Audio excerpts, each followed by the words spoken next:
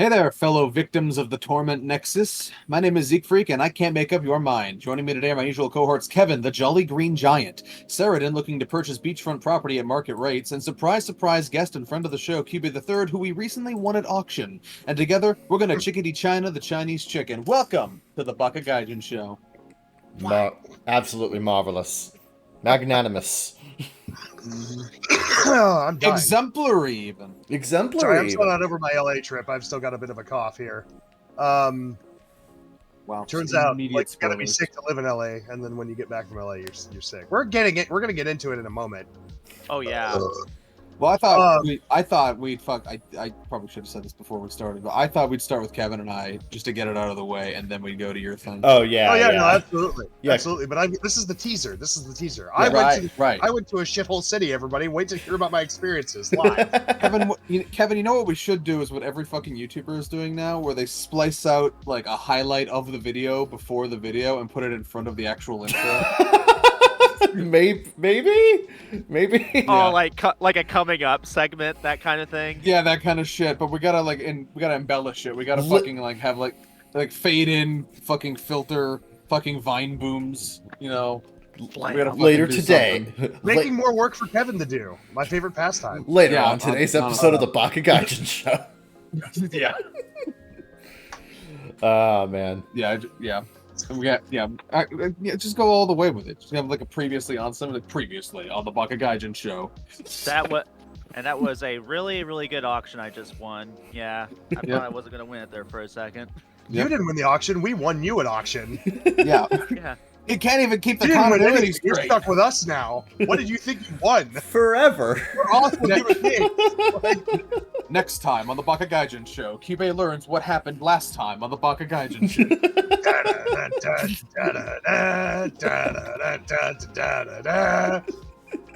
And you're the father. That doesn't sound fun. No. Especially not when you've got a terminal disease. Well, shit. Soap opera is a cruel mistress. No, he was my brother. And then I got tired and slept.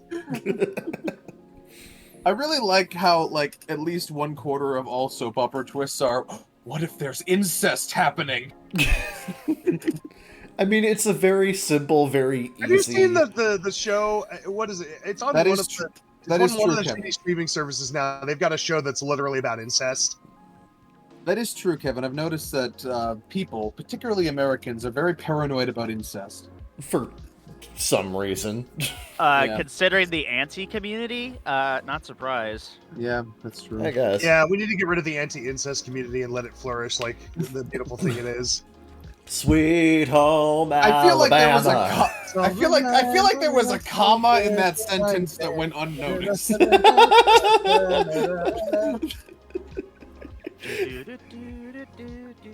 No, yeah, welcome to the show. Did you just hum the Emo theme? Absolutely, I did it first. Based? God I damn. assume. I've never watched it. Based in Emo pilled. Oh, you gotta watch Mother. Oh my god.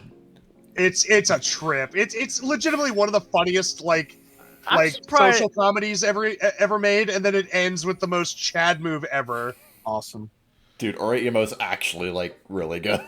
And Zeke actually defended it back in 2013, despite not watching it. It's true. I am But I appreciate the support, I suppose. I am the Bernie Sanders of anime. I've been very consistent my entire career. He supports it on principle, which I can appreciate. Yeah. I had some shitty opinions in 2013, but that was not one of them. Yes. That was base. That was a based opinion. Yeah. What is life if not one's journey from cringe to based? Honestly, I feel like 10 years ago, everybody had shitty opinions on Twitter. It's true. It's true. What's changed? Well, some of us don't. Some of us have. I don't know. Once you reach 15 years on Twitter, suddenly you reach enlightenment. It's like an ascetic monk. It's like a journey you must undergo. Yep. It's like that, it's like that episode of Teen No. Titans where all them 15 yell years about in, them. you reach a fork in the road, and you have to take it, and there's like one of two ways Right, you can go there. you become either a base Giga Chad or you become a check mark. Yep. That's the only two options. Are we talking about the Twitter blue check mark or the other one? Sorry, I just dropped in. No, the blue one. No. Fucking 5,000. I'm not paying $5,000 for a gold check mark. Yeah, the gold check mark implies that you're actually someone. The blue check mark is, as we've established, now pretty much meaningless. Yeah. Yeah. Yes. I love how it still Call my says. wife meaningless. She has a beautiful blue check mark, and she earned it the hard way. Ew, she's a check mark? She earned it the hard way. Bro. Pay for it. Bro. She earned it when it mattered. It's a legacy check mark! It's a legacy check mark! They Right. got rid of legacy check marks. No, they let some of them keep it. They let some people keep it. You No, don't have they to pay got for no. it. What happened is they got rid of legacy check marks, but it still says that because Twitter's a fucking broken shithole and they couldn't fix the message. Yeah. I love how the button says "get verified," even though there's no verification actually happening. Yeah, it's literally just give us $8, thank you. Yeah, $8, please. More onion, please! Don't talk shit about my wife. My wife. My wife. My leg. Bills. LMAO. Excuse me, I call her my wife, and she has agreed that she is married to all of us, so that makes her my wife. Wow, it's like that subplot Okay. of Use of the Billion Backs.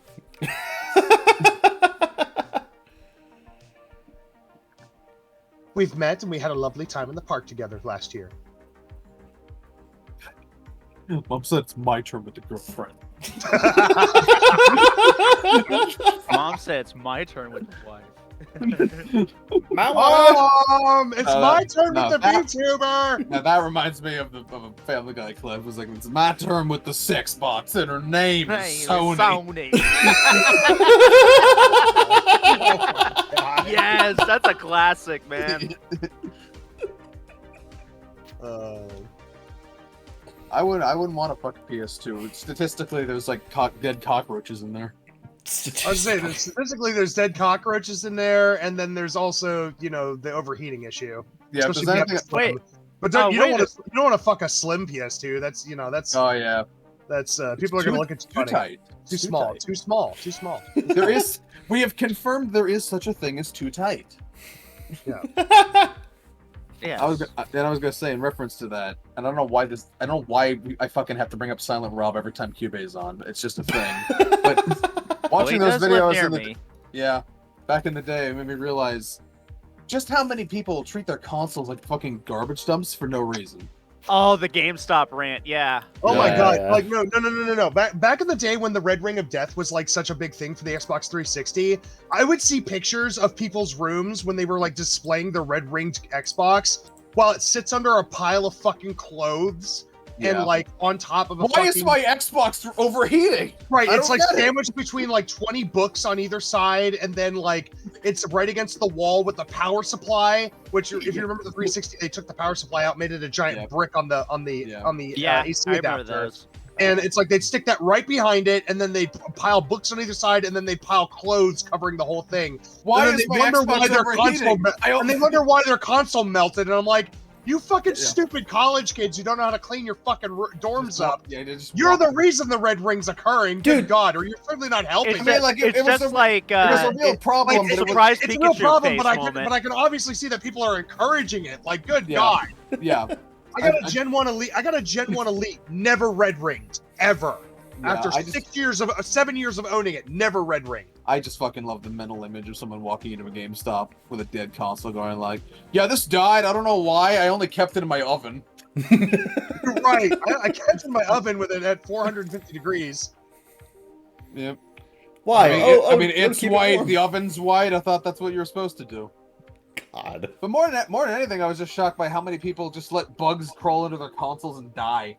Like, I could understand, like, one or two, maybe, Or they don't if you've dust owned it, long or they enough. don't ever dust it, so the dust just gets fed into Oh, yeah, the no, fucking, like filters ever. I'm like, well, that's what. you realize it's a small computer, right? You need to clean it. Yeah, well, Yeah. that's what I'm saying though. If you've owned it long enough, I can understand how maybe like I mean, I'm not constantly checking the inside of my consoles. You know, it's like I can understand how maybe 1 or 2 bugs that crawl in there and die at some point, but like the way he described it, the way he described it, there were like constantly people coming in with consoles that were just filled with dead cockroaches.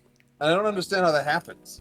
Look, if you buy an expensive piece of technology, you kind of owe it to yourself. No one else, but you owe it to yourself to take care of the damn thing. Yeah. The only thing like, I can you know how many think people of- never clean their cell phones ever? Yeah. While you're sitting there taking a shit in a public bathroom with it while checking Twitter or whatever, and you do this every single day, and no one's ever thought, hey, maybe I should detach the case and give it a wipe down with an alcohol wipe or something. I do this like once every month or at least. Yeah, And that's same. probably not enough to keep it sanitized, but it's something. And there are so many people who don't clean their fucking AirPods with all the wax buildup that goes into them ever, and then they wonder why their sound fidelity's shit. They're like, AirPods are so overrated. They're fucking shit. Their sound dies after 2 days. They Like, are do you ever shit, but, fucking- yeah, not for I mean, that they are reason. shit, but not for that reason. Right, exactly. Yeah. But I'm sitting Yeah. here like, do you fuckers ever clean your goddamn, like, shit? See, I have a theory about the cockroach console thing. And it's not a pleasant theory, but my theory is that what happens is like 2 cockroaches get inside and they fuck and they make a shitload of babies, but then there's too many cockroaches in there so they can't get out again. And so they all just overheat and die. That's my theory anyway. Yeah. A game theory, you would say? more of an insect theory, tangentially related to games. That's an insect Yeah. theory tangentially related to games theory. Thanks for watching. You're watching. Yeah, much like when he had his And incidental, cut. much like when he had his insect theory tangentially related to film theory when he said the cars and cars are all bugs. Right, yeah. Remember when he thought the squid girls from Splatoon were all hyper evolved humans? I'm like, no. No, they actually confirmed in the lore that they are all hyper-evolved cephalopods. Oh, that's right. And he could. Wait, are you saying that the kids now are squids now? Yes! No, the squids are kids. But the quid, You're a kid now. the squids are also kids, and the kids are Hey squids. kid, and you're a that's squid worth now. Get and your that's gun worth a out. quid, I Go do say. play. All that glitters Jesus. is gold. No, Holy shit, yeah, it's not. yeah. On like the fucking Splatoon Tumblr page or something, there was this fucking thing that they posted that basically confirmed that Splatoon takes place thousands of years after the downfall of human civilization, where cephalopods became the dominant species on land. Which is absolutely what's going to happen, by the way. Oh, clearly. Obviously. Yeah, those fuckers are smart. Well, Cephalopods it's way are better incredibly than smart. They have like a cockroaches. child's intelligence or a toddler's intelligence, kind of like dogs. They can learn and they pass the. I believe they pass the reflection test too. Yep. Yeah. They do, yeah. It's a big one. Yeah, they To can be actually fair, recognize themselves. To in the be fair, some fucking weird things pass the mirror test. Like ants pass the mirror test weirdly. That scares me. Well, I'll say this: that Yeah, that as a guy future- who's seen Hunter x Hunter, yeah, that scares me.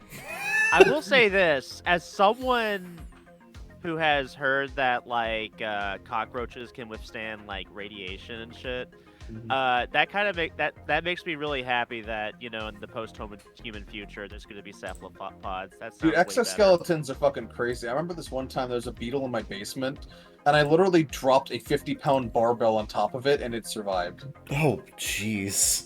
I had to fucking smash it with a barbell like 4 times to finally kill it. It's like, die. Oh god, die! Die! Die! Okay, there it goes. Why One would of the you things that die? survive, the only things that survive total nuclear annihilation are Twinkies and fucking cockroaches, man. Yep. And the Not many Twinkies, according to Zombieland. and the but still. and the Twinkies shall inherit the earth. It's one of my favorite scenes in Zombieland. Yeah, When they find the host is struck and it's all snow puffs. It's all snow puffs, no Oh, it's all fucking. snowballs. It was like, I hate snowballs. It's not the texture. It's not the taste. It's the texture. Yeah, it's And like, he had to I'm point with that out. him. He had to point that out. He had to defend his position. yeah. No, Just I complaining. agree. It's like where are the cupcakes? Where are the ho-hos? Where are the ding-dongs? Where are the Twinkies? You think that's really how Hostess transport shit is just all like separated by type of snack? I don't think No, that's how that works. They do not. They No, do not. no. They absolutely do not. But it would be very funny if they did. They have crates of each of them in there. Yeah. Yeah. I was about to Well, I say wouldn't want to that'd be eat snowballs incredibly after they've been inefficient. sitting in a dead truck because those trucks are somewhat refrigerated or climate controlled if they go over long distances, and it's like those things will melt. Like there's so much butter and sugar in those things, they will literally melt and ferment if you let them sit in the hot sun for long enough. How long has that truck been there? That's I wouldn't have made the Twinkies in there anyway. Yeah. I think, like the Twinkies that have survived so long have been hermetically sealed and kept in a temperature controlled room. To be Like fair, the famous Twinkie that's still fresh I after think 20 years. I think the time gap between the opening of the film and that scene is only like a month or two. I think. Right, yeah. Oh, that's fair. Then they'd probably still be okay. I think that's kind of melty, that's part of Tallahassee's motivation is he wants to find Twinkies before they go bad. Yeah. Right. Well, he's got 20 years, so yeah. It's all right, Tallahassee. You'll find it. Remember how they used to be banana flavored cream? Yeah, I missed that. Yeah. I like them both, but yeah, I do remember. The banana. I don't like Twinkies anymore. I ate one. Out of curiosity, I was like, I wonder if I still like Twinkies, and I ate one like a couple weeks ago, and I was like, this is disgusting. To be fair, they've gotten worse. They've gotten worse. Much like everything has. That's fair. I don't know, man. Zebra cakes are still as good as the day I had them. Yeah, I mean, that's as a child. The zebra cakes are weird because they're like sold differently and they're smaller now, but like. They're bigger now. No, they're smaller now. The only way I can find them is in those like cardboard boxes the size of like board game boxes. Oh, you go to a convenience store anywhere and you go to are they Little Debbie? Yeah, they're Little Debbie. You go to the Little Debbie counter and they have the jumbo size ones for like $1.25. That's how I usually find them. Oh, see, I can only find them in the boxes where they're like wrapped in like 2 packs of like smaller wrapped ones. in 2 packs. Yeah, those do exist. But then there's they're also ones you can get at convenience stores individually. I don't know if it's that I can't find the regular ones or if that I ignored them because the box was a better value. The box is a better value. I'll absolutely agree to that. But but I never want to buy the box because then I'll go through the whole damn thing in a day because cakes fucking slap. Yeah, I did though. I also like all the zebra cake as adjacent things Little Debbie does, like the fucking Christmas tree cakes. Yes, I love it. They should sell that shit year round, dude. Those things fucking. They don't? I thought they did. No, they don't. They only sell them around Christmas time, and then they're gone, and then they just switch back to regular zebra. They go back into the Little Debbie vault. Yep, till the next year. Get them now before they're gone. They also have the Shamrock. They also Your have kids will hate you forever if you don't.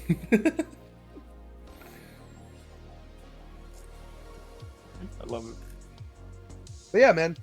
Yeah. No, zebra cakes are still as good as the day I lost them. And just most of this shit has gotten worse. Yeah. Yeah. To be fair, I think it's that Hostess got worse. Little Debbie has kind of maintained itself. Yeah, I was gonna say because oatmeal cream pies, the chocolate fudge rounds, all that stuff is still exactly the same as I remember years ago. I've never been a fan of moon pies. They're not top tier. They're pretty good, but they're not like I'm not crazy for them. They're a bit too dry. For Cosmic brownies, on the other hand, dude, I fucking love cosmic brownies, man. We'll have a way to segue that into the story later, but anyway, catch me in the. If y'all need me, you can catch me in the grocery store having a meltdown by the cosmic brownies. I just imagine I love some tweet. attractive blonde woman on the ground near the cosmic brownies, just rubbing them all over. Just her like, body, oh yeah, like, oh, I missed you. Like, good God, Karen, you're a mess. Clean it up. Jesus. You're a fucking mess, Karen. Clean it up. That is my. That's one of the funniest things. That is one of the most banger tweets I've ever seen. That is actually my favorite Demon Dice tweet. Yeah. I almost don't want to call it off because this is the best fucking pleasantries we've had in a while. Yeah. But the show must go on. Here. Yeah, true. Your presence is greatly appreciated. Contagious. I don't know what I meant by that. Kevin, what have you been doing lately? Okay. I'm sorry. We should at least start the journey to getting on top. Okay. Well, over the last 2 weeks, I've done fuck all except the usual, which is just watching movies, playing video games, and watching anime. Yeah, I'm going to let you in on a little secret, Kevin. Those are the things that this podcast is about. I am aware. Ostensibly. So how much pre-cure have you gotten through? Not as much as I would have liked. Like 9 episodes of Yes 5 and whatever's been airing for the current season, and that's about it. I really need to just fucking knuckle down and binge this so I can get to Yu-Gi-Oh! Duel Monsters. Yeah, get over Are you with watching? this Are phase, you, right? are you you're watching in Japanese on Control? I'm assuming. Yes, of course. Good.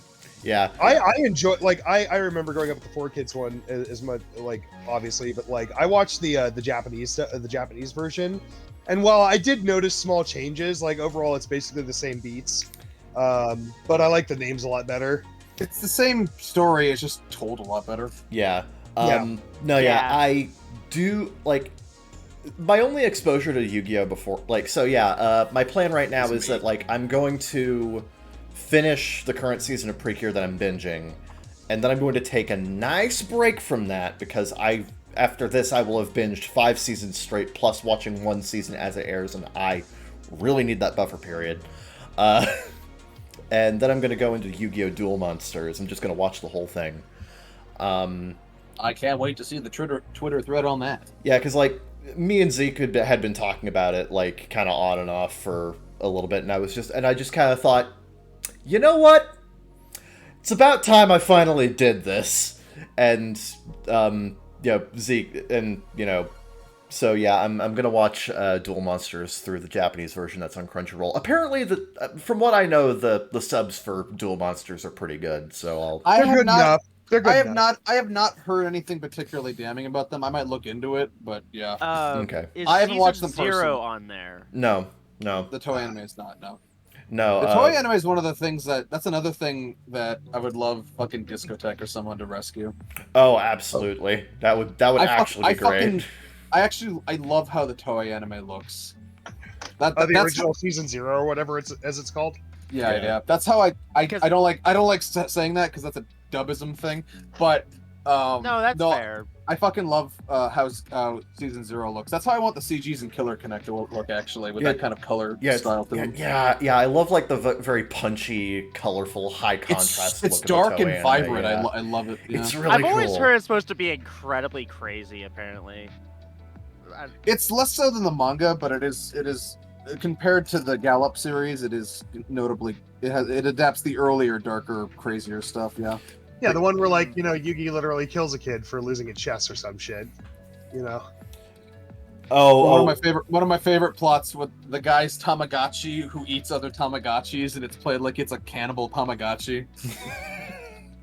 Love that one. dude, the fucking early Yu-Gi-Oh sounds awesome. I might read that in the manga. I don't know. That We'll see. sounds metal as fuck right there. Oh yeah.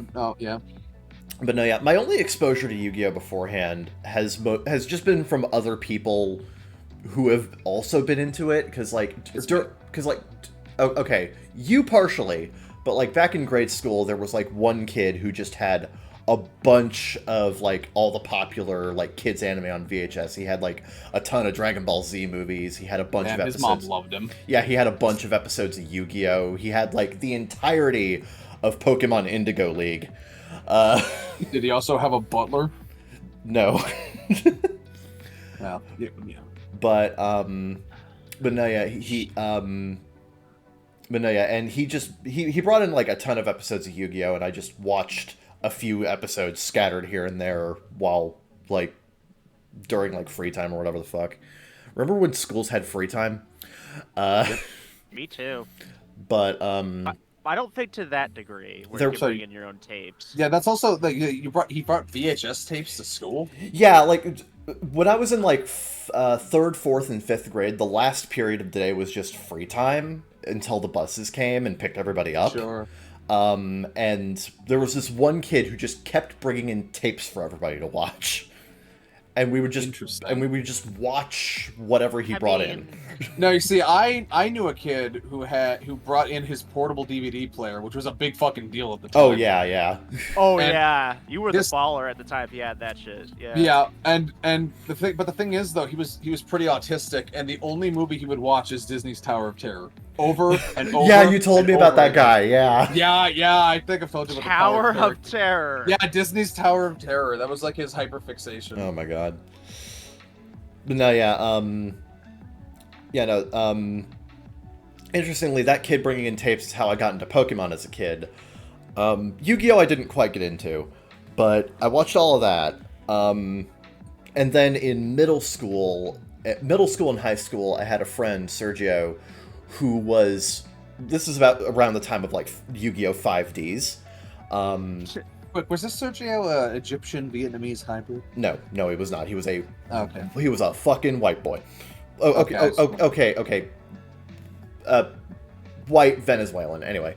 Okay, so I knew, yeah, because I knew a Sergio at that time. Yeah. But he had apparently if you mix Egyptian and Vietnamese, you get some fucked up genes, and he had like a really bad curved lip.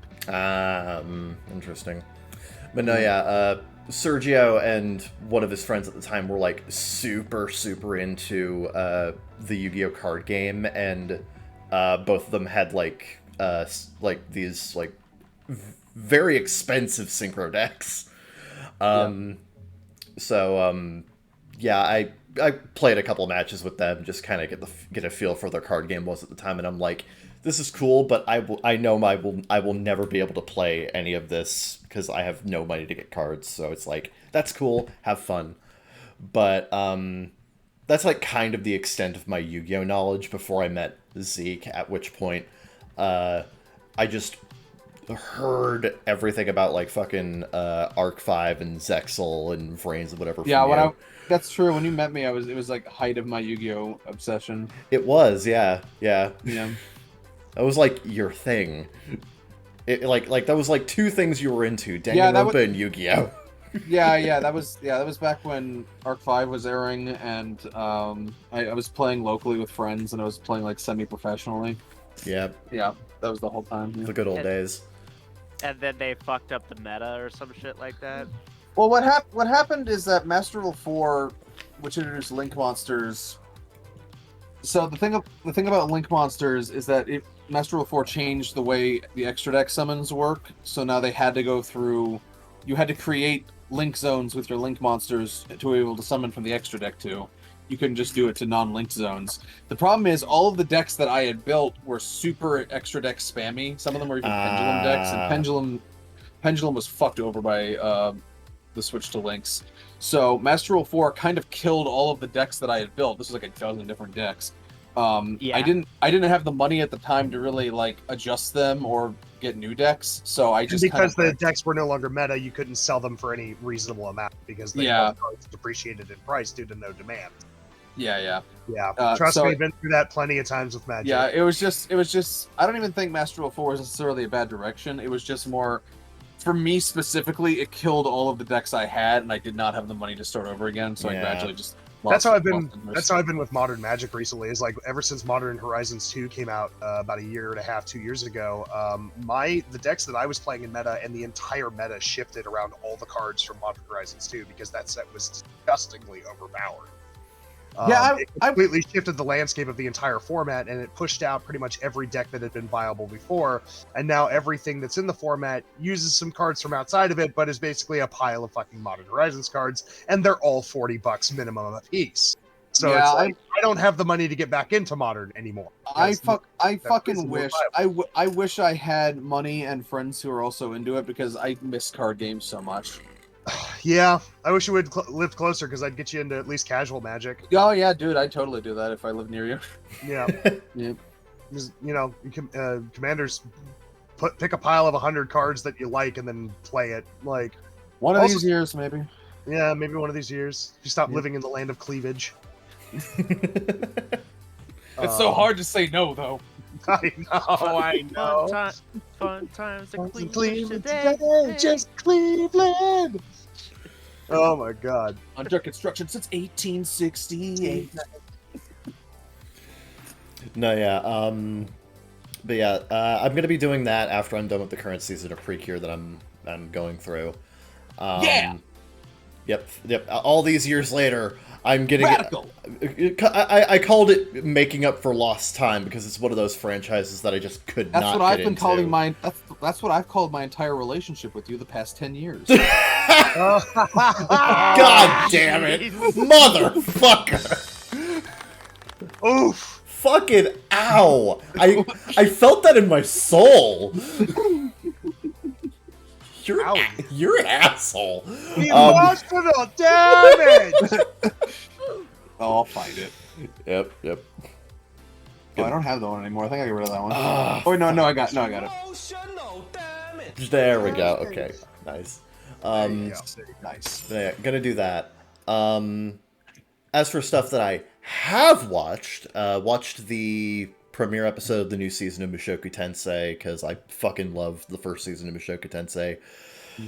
Sylphiette season, let's go! Yeah! It's time for Elf Girl! Yeah, no, I saw it too. It was good. No, it's really good. Dude, it really showcases, for the record, how impressive the production of Mushoku Tensei is. Because, like, it really impresses me how filmic they try to make Mushoku Tensei look. Because, like, it has the fake film grain, but it also has, like, this, hey, it's real in my heart. Yeah, it has, like, this, camera field, like, blur effect over it, and it has, like, telecine wobble added to it, so it looks like it was shot on actual... One of the things I love, I think we're just repeating ourselves from the episode we did on it, but, I really love how they make it look like it's like a older anime lost to time. Like something from, like, the 90s or something. It's so good. Yeah. Oh, yeah. Not to mention just, it is visually gorgeous. Like, the design work. I think episode 0. Episode 1, I think, airs today. I think I saw someone said they saw it, and it looks better than episode 0 did. Episode 0 was apparently done, like, later, because apparently Sylphie's actress said that it was the last thing she recorded. So apparently they did it. I think it was supposed to be like an OVA or something, and they decided to make it the episode 0 or something. Okay. So, anyway. I'll watch that later. So, hopefully the rest of season 2 looks, better, because episode 0 looks fine, but it definitely was a bit of a downgrade from a little bit, season 1 look. Yeah, but I mean, even then, it still looks like better than 90% of anime these days. That's true as well. Yeah. It says a lot that the worst looking episode of Mushoku Tensei still looks better than most anime. Yeah. I'm glad a studio that actually gives a shit finally got an isekai to work on. Also, people are fucking persnickety as shit. I remember people being like, ReZero Season 2 looks so bad, and then I ask why, and they're like, I don't like how his ears are shaded. The ear! The ear shading was the dumbest fucking discourse. Oh man, they ruined the designs. What's the problem? The ears are off! He looks like a fucking idiot other than not shading in his ears. It's so dumb. Do you fucking hear yourself? Do you listen? That was actually just the stupidest fucking discourse. Because honestly, if you put, like, Season 1 and Season 2 in front of me, I wouldn't be able to tell the fucking difference. Because I'm not... I would, but only because people keep yelling at me about the fucking ear shading. Well, because I'm not a fucking pedant, so I don't care. Anyway, Yeah. Anyway, this is what I'm talking about when I come to like just disliking the general, like, intelligence level or, like, media literacy of your average anime consumer. Okay, yeah, to be fair, I'm faking anger here, but I mostly just find it funny. Yeah. It is funny, but yeah, it's a little irritating though. Yeah, it is. Yeah, you gotta walk that tightrope between finding things infuriating and finding them hilarious. Yep. It's called the path I walk every day. It's the life you lead. The only one that I have ever known. I also watched episode 1 of the Rurouni Kenshin remake, which is that is certainly episode 1 of Rurouni Kenshin. I know, Mike actually watched an anime, guys. Holy shit! Mike actually watched an anime for the first time in like 4 months. It's like this dude's been fucking stuck in the VTuber rabbit hole. Someone comes up to the edge of the hole. I went for that by instinct. I meant to go.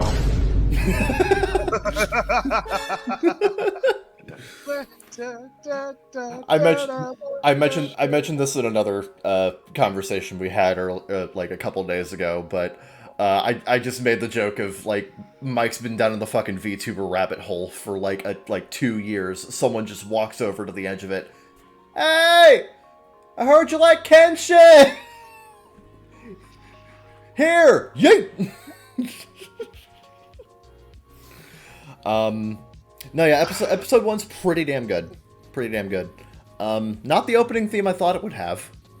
It's a good song. It's a really good song, just not what I was expecting at all. I expected something with like wood blocks, you know, like. To be fair, that kind of goes with the rest of Rurouni Kenshin, because Kenshin kind of has a history of having not the opening you would expect. Have you heard Freckles from the first anime? Yeah, Freckles, legit Freckles sounds like it belongs at like the opening to Chobits or something. Like, Yeah. it's like Yeah. the girliest song ever. It's catchy and whatever, but like I have to say the ending my TM Revolution is a much better fit for the theme, for the tone of the show. Yeah, overall. Like, it's fun, but rather Oh, somewhat Heart and serious. Sword? It goes Yeah. Heart and Sword. Heart of Sword is such a good fucking song. That's literally It what is. tension means, by the way. Yeah. Ooh, Mr. But- Sausage just deep fried a kiwi for an hour. Nice. Thanks for that segue. Anyway, moving on. But yeah, so it's like, you know, the Freckles sounded like it belonged to a 90s like fucking like romance anime or like harem anime or something.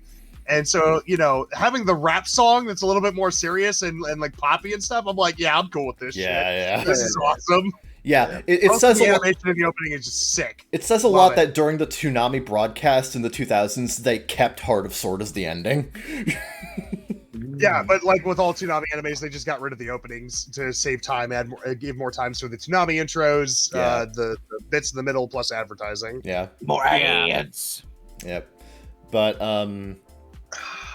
yeah, that's roughly what I've been doing with anime for the most part. Not a whole lot, but what I have been doing has been interesting. I'm also gonna watch Zom 100 later today.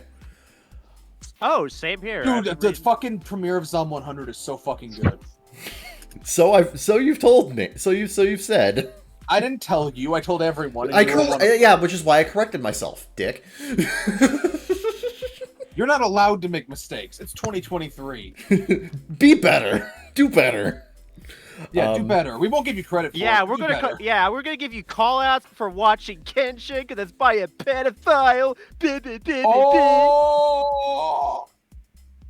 A pedophile who I will remind everybody has paid his dues to society, had all of his media confiscated, is under constant watch to make sure he doesn't regress, and has gone through reformation while he was in prison. What am I supposed to But believe it that was a people slap can on the improve? wrist. Right, so we have to, Say $23,000 slap on the wrist. Yeah, I'd rather he go to prison for the rest of his life so my taxes have to support him. That's what I would like. Exactly. Yeah. I make a lot of sense. My worldview is super Yeah, consistent. that is Yeah, you also have to remember that he grew up at a time in Japan where, like, you could buy CP on a fucking newsstand. I really, Right. I gotta harp on this point because I really hate these people that are just like, I don't want to support this guy financially. I'd rather he go to prison so my taxes have to support him financially. Yeah, exactly. It's like your money's still going to him anyway. What the fuck are you doing? Well, it's not my money. I don't pay Japanese At some taxes. fucking Like, point, at some fucking point, if we've decided we're not just gonna kill everyone who does a bad thing, then they've got to keep living somehow. Yeah. And you've got to deal with that. yeah. But Anyway, that's the It's word like, I on would that. prefer that he's not a pedo, right? Yeah. But at the same time, Yeah, like, same. He, like I said, given his experiences since going through prison and everything, like, it's whatever, man. Yeah. I also am of the opinion that we should separate the art from the artist, That too, Uh, yeah.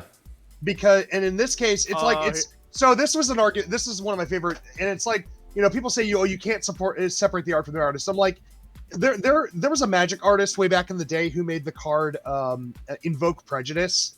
Yeah. He was actually a neo-Nazi. Yeah. The original artist. He was working at the college.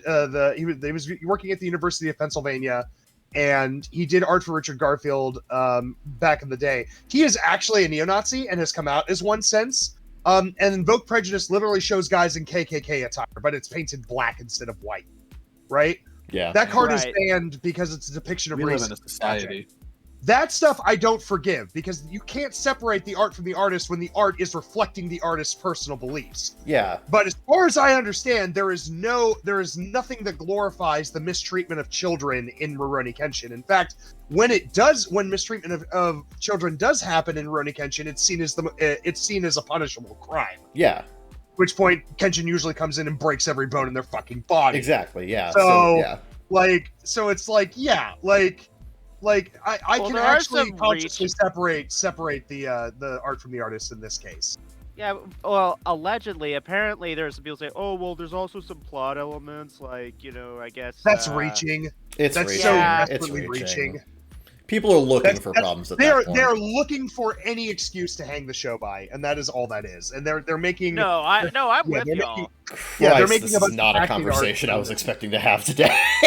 But anyway, so if you're hey, let me put it this way, for you, dear listener, if you're of the opinion that we should not watch Rurouni Kenshin because this guy is a because this guy had a past of being a pedophile, I have a great cliff over there you can jump off.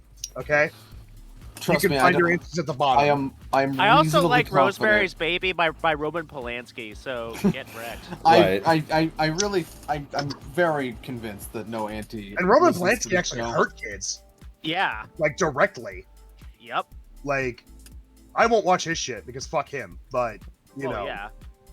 this dude literally just did what was kind of normal, which was kind of normal in Japan at a point. Yeah. And he just never had someone tell him directly, "This isn't right. Change." Yeah. Like that's all that happened. I want to talk about it on 100 boys.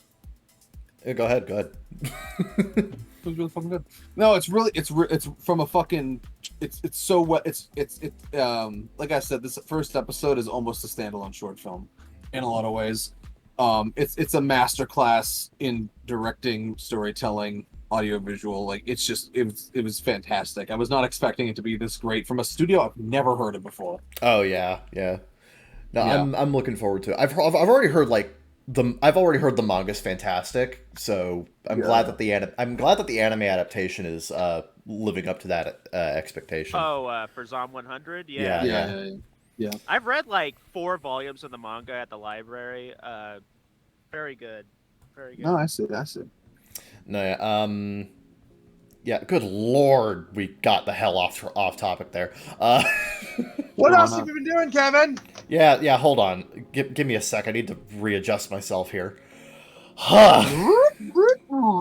Bring it back. Stress high. There's a stress high. Bring it back. You got a cramp? Is that a coping mechanism? Are you coping, bro? I'm coping. Anyway. You a regular fucking Copenheimer? But yeah, that's what I've been doing in terms of anime. In terms of movies, quite a few things, actually, in the last couple weeks. I watched this movie called Ben and Arthur, which has been referred to as the... Oh, who's it about? It's apparently... People have referred to it as, like, the gay version of The Room. He missed the joke. The gay version of The Room. See, I knew what you were trying to do there, and I deliberately ignored it. Wow, fucking... You're fired. Get out. Nah! Nah, we can't get rid of him. Who's gonna edit this shit? Exactly. I'm Clearly your not me. editor. Yep. But, no, I watched Ben and Arthur. And, He's the editor, and I'm the redditor. This is true. Ben and Arthur is a pretty fucking bad movie, but I appreciate it trying to be, like, a positive, it has its heart in the right place as, like, a gay romance drama kind of thing. Sure. Like, it's literally about this gay couple, and, like, the brother of one of them is, like, this fucking hardcore Christian bigot who actually, like, puts a hit on his brother and tries to get him killed to absolve him of his gayness. It's very strange. But yeah, it's a weird ass movie. +1. It's a weird ass movie. I can't recommend watching it, but it was a very strange way to finish off Pride Month. I'll say that. Sure. Right. We watched Agent Cody Banks in the Bakagaijinshow Discord server, link provided in the description below. What a bizarre film. Dude, Agent Cody Banks is fucking cool as hell. It was pretty fun, actually. It was actually a really fun movie. And the sad realization that he probably doesn't remember even doing it. No, we found out that was actually a myth. Yeah. Oh, that's actually. Oh, wow, that's actually He did. bullshit. He did forget some shit, but the things about him like forgetting entire like spans of his life was apparently embellished by the media. The media. Yeah, because like that kind of shit just makes a better story. Because as always, the media men beg to differ. But no, yeah, dude, Agent Cody Banks has a surprisingly hardcore villain death scene at the end. It's wild. Oh yeah, it's great, dude. Yeah, he gets like, yeah, well, no spoilers, but it's not pleasant and it's pretty hardcore. Yeah, for a Disney Channel movie. This movie was rated PG for kids. This is a kids movie. You gotta remember, PG back in the day was also what the second Star Wars film was, where Luke gets his fucking hand dismembered. Oh yeah, okay? yeah, like yeah, fucking that shit was PG Temple back in of the day. Doom, yeah. Like it awesome. wasn't until like the 2000s that PG was just like, you know, was just like PG was just G like plus. was G, and G doesn't exist anymore unless it's literally a movie for babies. Yeah. Yeah. But no, yeah, Agent Cody Banks is actually really it's shockingly funny. It's got it has probably one of my favorite Keith David roles. Dude, now. Keith David oh, God, is Keith David was having too much fun. Oh yeah. No one taught him how to talk to girls. It's so funny. I need a Keith David fucking Cody Banks compilation stat. I need a mod of Halo 2 that replaces all the lines from the Arbiter with lines from Agent Cody Banks. Oh. Like, Chief's done talking to Cortana, he walks away, and then the Arbiter's just like, no one taught him how to talk to girls! It's a great movie for both 2000s vibes, 2000s humor, which as we've established is the best humor. It brought me back to a time when you could call Hillary Duff hot, and no one got offended by it. It was great. Just not Emma Watson. If you called Emma Watson hot in the 2000s, you were probably a... But anyway. Well, it depends on what point in the 2000s. Right, yeah. Well, that's the other thing, is that I was the same age of these women anyway. So, like, so it's fair. It's totally fine to call them hot. Yeah.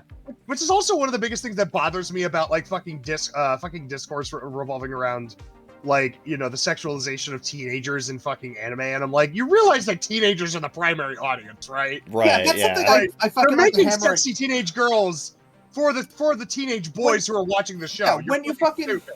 That's the other thing, is that it's supposed to put you in that frame of mind, you know. Yeah, it's also, you know, cartoons. That's also true. It's also pixels, so get over yourself. That's true, but even speaking their own language, I'm like, you realize the target audience for the shit is teenagers, right? Yeah. I find it hilarious that a lot of these people are like, man, I wish there were more shows that had like. What you're fucking. That's a separate issue, but what you're failing to realize here is these people are very deathly afraid that the world might have some complication and nuance to it. These are people who are so deluded that they think that the vast machinations of human intimacy and connection can be solved by a fucking math equation. Yeah, okay? yeah. So, you know. But yeah, Agent Cody Banks. Retards, what I'm saying. Yeah, Agent Cody Banks, fun movie. That was my point. Yeah. Look at us. We can't even talk about Agent Cody Banks without going on a fucking anti-bashing tangent. But it's fun though. That is true. That's just our. Yes. I feel like that's just our like base state of being is just bashing true. antis. That is true. Spite and hatred do sustain me. Yep. Just like Marge Simpson and her eggs. Only eggs can sustain me. I am your wife. I will love you forever. I've watched yet another Kevin Smith movie. So that has made. Why? Why do you do this to yourself? Okay. His early movies are really good. Oh, okay. Okay, this is early Kevin Smith. Okay, you gotta clarify. Yeah. So that makes 3 that I've seen at this point. I've seen Clerks, I've seen Dogma, and now I've seen Chasing Amy. Does he catch Amy? No, that's not why the movie's called that. It's Damn it. Yeah. Yeah. But no, You see, in my experience, Amy's usually the one doing the chasing. No, Chasing Amy's really good movie. Probably the strongest script I've seen him write. As far as again, 3 movies, but you know, of the 3, it's the strongest script wise.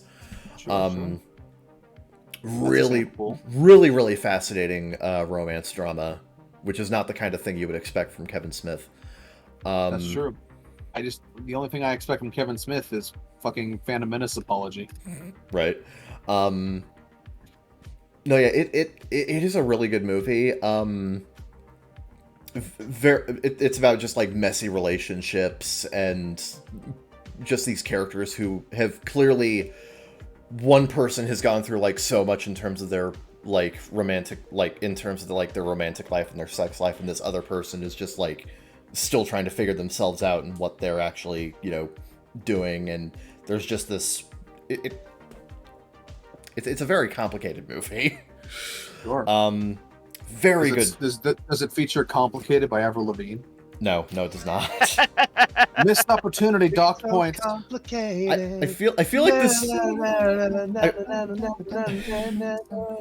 I feel like this movie came out before that song, but We'll look it up. Guy in the chair. okay, fine. Good lord. Okay. I gotta know whether I can dock points from this movie I haven't seen. Okay, Chasing Amy, 1997.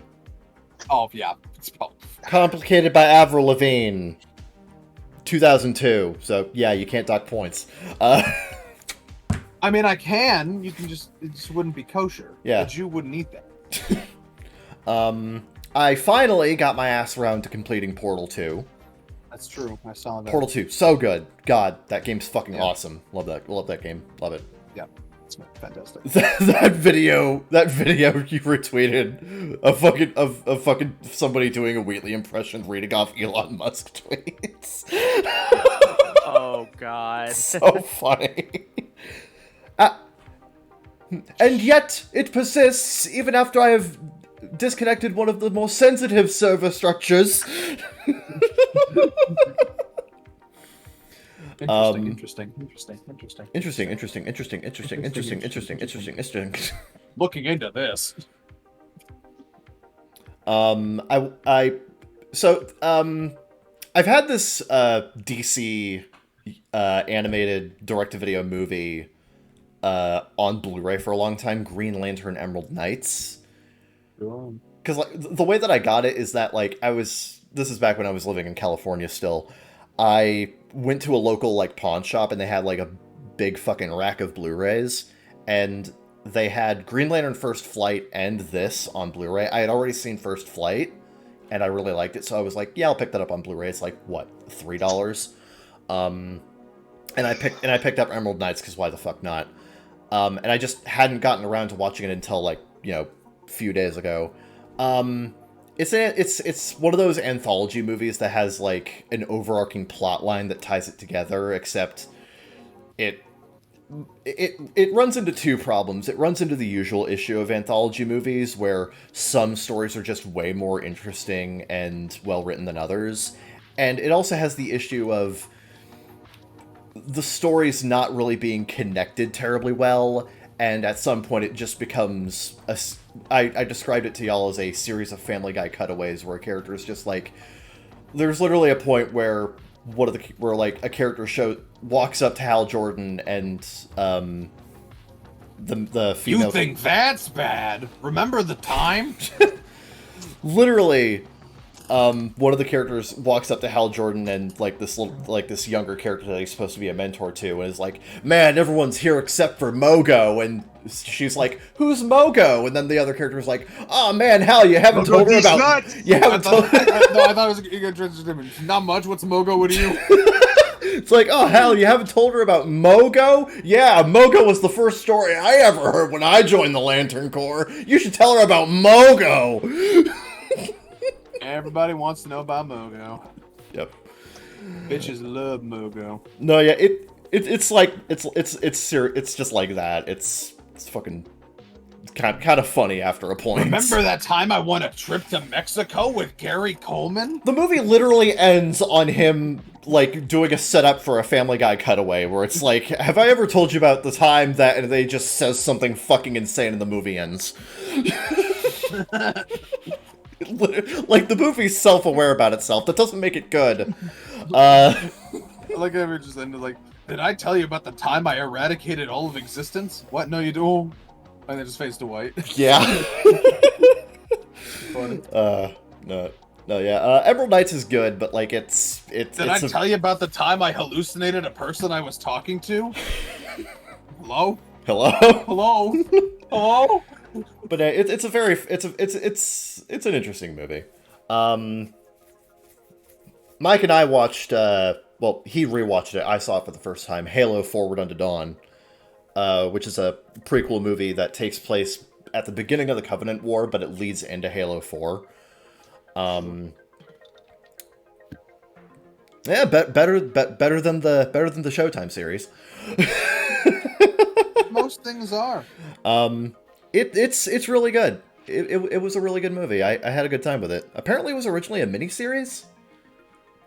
Yes, it releases a 4-part, 15-minute episode miniseries. Yep. Works really well as a compiled movie though. I couldn't actually tell where one episode ended and the other began. It was very seamlessly edited. Forward Into Dawn's really good. And yesterday I watched Downsizing, which is that movie. Yeah, it's good. It's a good movie. It takes a very hard shift in tone and focus about halfway into the movie. And the pace also just completely changes because the first half of the movie's very fast, not a whole lot of wasted motion, but the second half of the movie is a lot more methodical and slow and kind of takes its time. The Ted effect. Sure.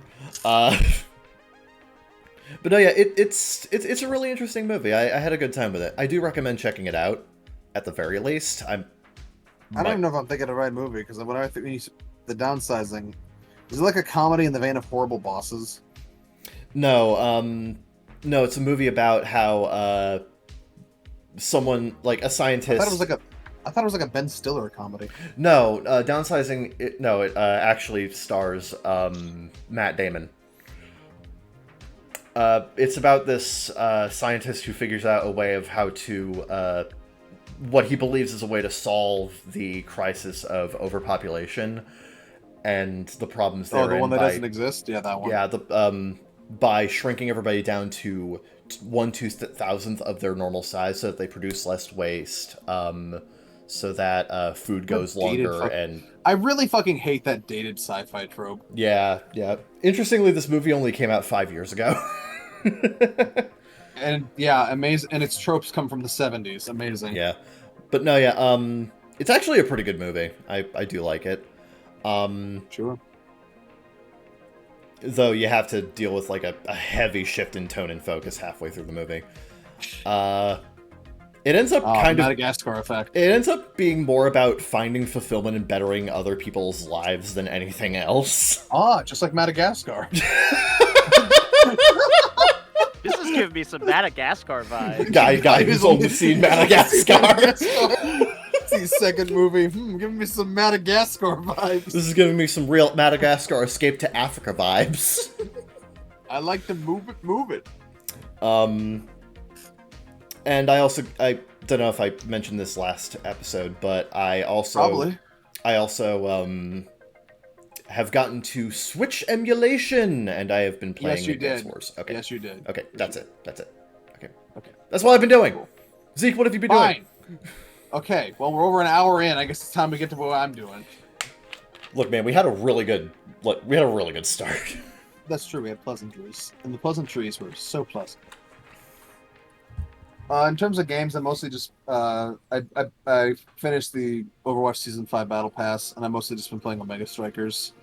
I want to start. I should probably get back to Diablo 4 at some point, but I don't know. I guess I just wasn't in the mood. I wasn't feeling it. I wasn't vibing. The vibe check was off, Kevin. You weren't feeling it. Yeah, but maybe I'll try that again. Something, I don't know. But in terms of anime, I've been very, very busy, very active. Do tell. The season's looking great. So I watched Mushoku Tensei Season 2, Episode 0, and Rurouni Kenshin, as previously stated. Ends on 100. Other things I have seen are the fever dream that is the girl I like forgot her glasses. The new Gohan's anime? Yeah. Yeah. It sure is. Dude, Oh, dude, fucking Gangweed went fucking insane when that premiered. Everyone was just like, "Why does this show look like this?" And I'm like, "Okay, look. At the very least, it looks better than Handshakers." Yes, they have improved since Handshakers, marginally. I literally had to show people like that one scene to like prove my point. The scene where it's like this girl sitting on like this dude's bed, and it's like panning all around, and like that scene that looks less like animation and more like a slideshow. Not or a flip book. A flip book, yeah, because like the issue with that scene is that like the composition is shitting itself the entire time, because her movement is moving up with the camera, she's shifting around on the bed constantly, and the texture on the quilt that's like draped over him is like constantly jittering around. So like it just looks fucking terrible, and it gives you vertigo. Yeah, I would describe The Girl I Like Forgot Her Glasses, at least the first episode, as avant-garde, but not incompetent. Yeah, Suki Mega is at the very least much more technically proficient than Handshakers. Yeah, it's just I feel like it's just kind of weird for the sake of it at this point. Honestly, I get it. If you hate what Gohan's does to a camera, then you probably won't enjoy this. Yeah. But I think something about this rather blasé material is kind of elevated for me by just how fucking weird it's presented. Just the general direction and presentation, yeah. Yeah, the actual episode I thought was cute. It was fine. But the way it was presented is fascinating. Not great, but fascinating. It's fascinating at the very least. I don't dislike it. I don't. No, I don't hate it. There's some shots I don't like, but I don't hate it. Yeah. I watched 2 episodes of Handshakers, by the way, back in the day. Oh. I was like, couldn't even make it to 3. Yeah. To be like, this is arguably one of the worst looking shows I've ever seen. Mr. Owl, how many episodes of Handshakers does it take to break a man? Right. When I heard the concept of the show, I was like, this is... Who greenlit this? Who? And then I also watched the premiere of Reign of the Seven Spellblades, which I read the first light novel volume last year, which I liked. I enjoyed the first light novel, and I only stopped because I just haven't had the time to read things. But I really like this premiere. This is JC Staff on giving a shit mode. Oh, finally. Yeah, when I saw they actually animated a fucking dragon in 2D, I was like, oh, they give a shit. Because the thing about JC Staff is that there's like three notches. There's we don't give a fuck. There's we kind of give a fuck, and then there's we actually this is like what we used to do. You know, this peak JC Staff. This is them giving a fuck. Someone really likes the material. I thought it was better, directed and animated than I thought, and I like the composition. I really like the score. It's like vaguely Harry Potter inspired, but like it's doing its own thing. Yeah, which is appropriate for Seven Spellblades. Because the way I would describe Seven Spellblades is you think it's anime Harry Potter, and it kind of is, but it's also really not. It's like a springboard. It's like how you would describe Ruby as it starts as Soul Eater and then it's not. Oh my god. So, real quick, I just found a fucking hilarious tweet about Zom 100.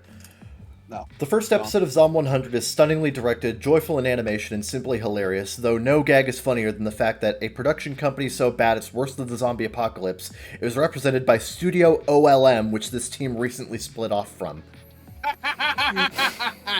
That's funny. That says quite a bit. Oof. Speaking of OLM, I'm going to watch the Dark Gathering premiere later. Oh dear. Does OLM suck? I didn't know that. I guess so. Oh. To be fair, they work one animator on Pokemon almost constantly, so... Yep. Yeah. Amazing the work they put out still. Yeah, true. Turns out slave labor is very efficient. Turns out. Yeah. I'm glad we've come to the same realization that Egyptian pharaohs stayed 5,000 years ago. Now I'm reminded of that fucking image I love so much about the guy fucking rolling the fucking sphere instead of the cube, and that post, completely shitting on that guy, like, this doesn't work. You're building a pyramid, dumbass.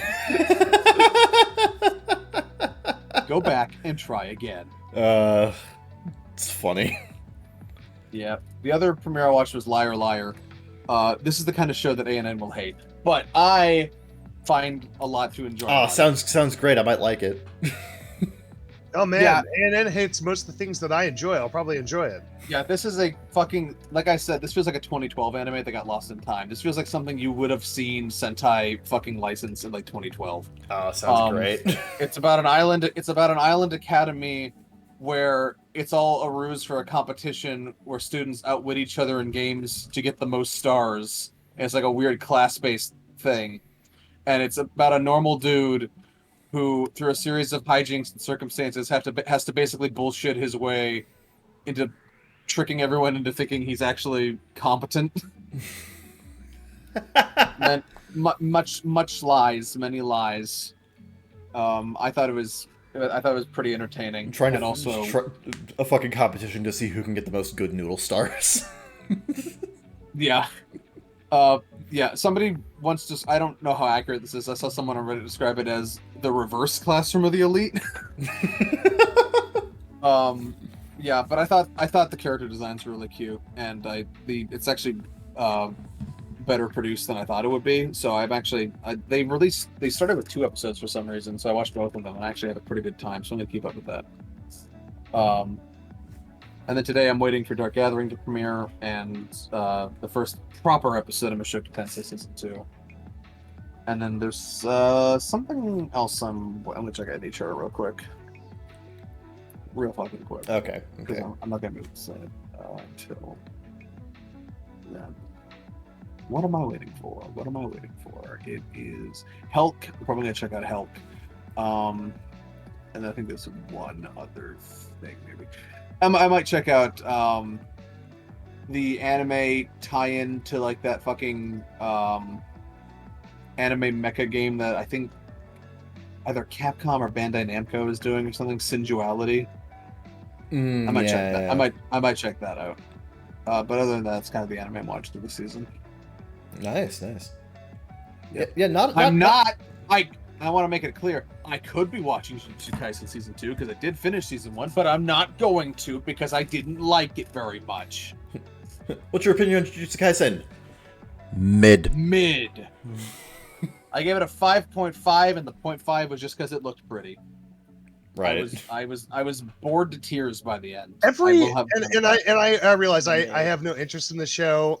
I didn't want to hate it, but I have no interest in the show. But like every single episode or every single clip I've seen posted by Crunchyroll compilation or Crunchyroll collection on YouTube, over like the past, over its entire runtime was literally 2 people fighting in the exact same forest with the exact same background. I think we went through this entire whole show thing, take place in one forest clearing or something. I'm very confused by We this have had phenomenon. this conversation. Yeah. It doesn't, but there's one arc in the middle of the first season where there's a lot of individual fights in a forest. Yes.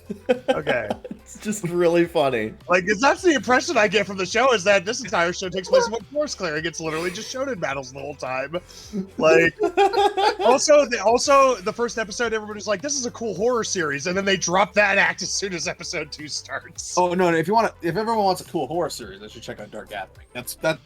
I keep up with the manga. The manga has some fucked up ghost stories in it. Oh, it sounds awesome. Let's go. I'm looking forward to Dark Gathering actually. So. Yep. Yeah, I was unfortunately one of those clowns that thought Jujutsu Kaisen was going to be a horror anime. So. Well, that's what everybody was saying. It was like it's got horror elements to it. It's got horror imagery, but it is a battle shonen through and through. And even as a guy who loves battle shonen, I'm thoroughly bored by this one.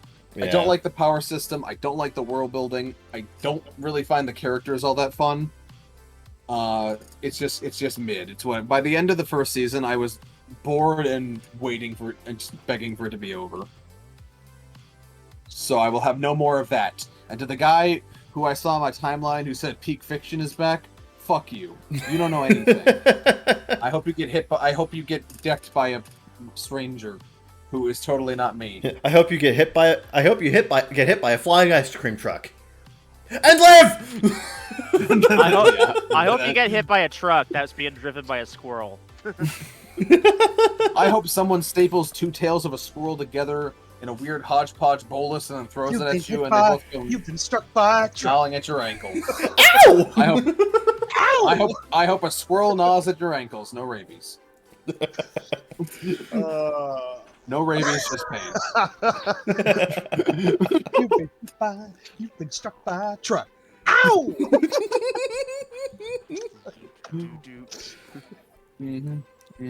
Anyway, that's what I have been up to. So let's get on to the meat of the conversation. Well, you two. Hey, you didn't. No, Hey, you the didn't. whole- Hey, What? wait a minute. What? You didn't get to me.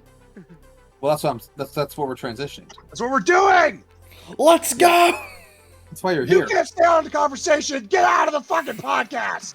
Hey, you didn't get to me. That's what. So. I'm literally transitioning to your trip. That's what we're talking about. Yeah. Yeah. Yeah.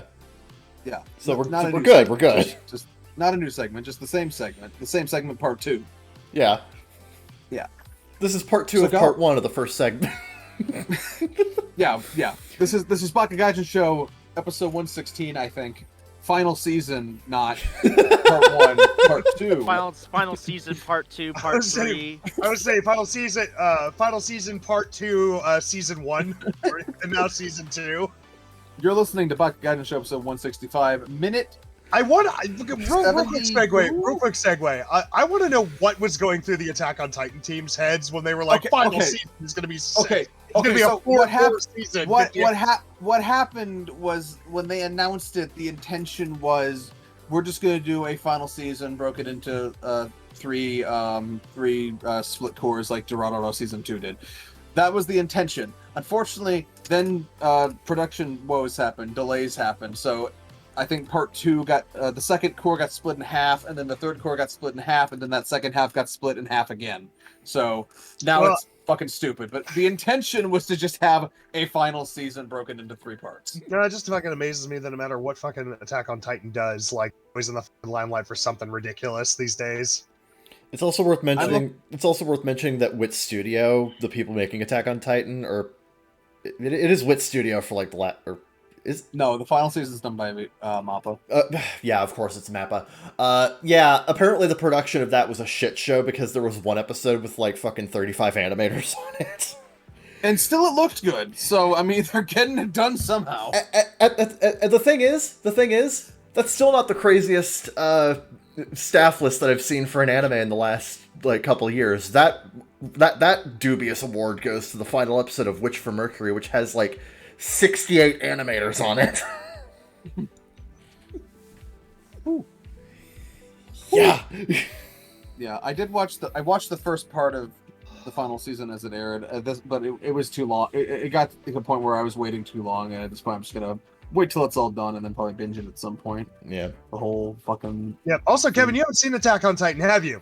Season 1. I've seen Season 1. You've only seen season 1. It gets better after that. So I've heard. Yeah.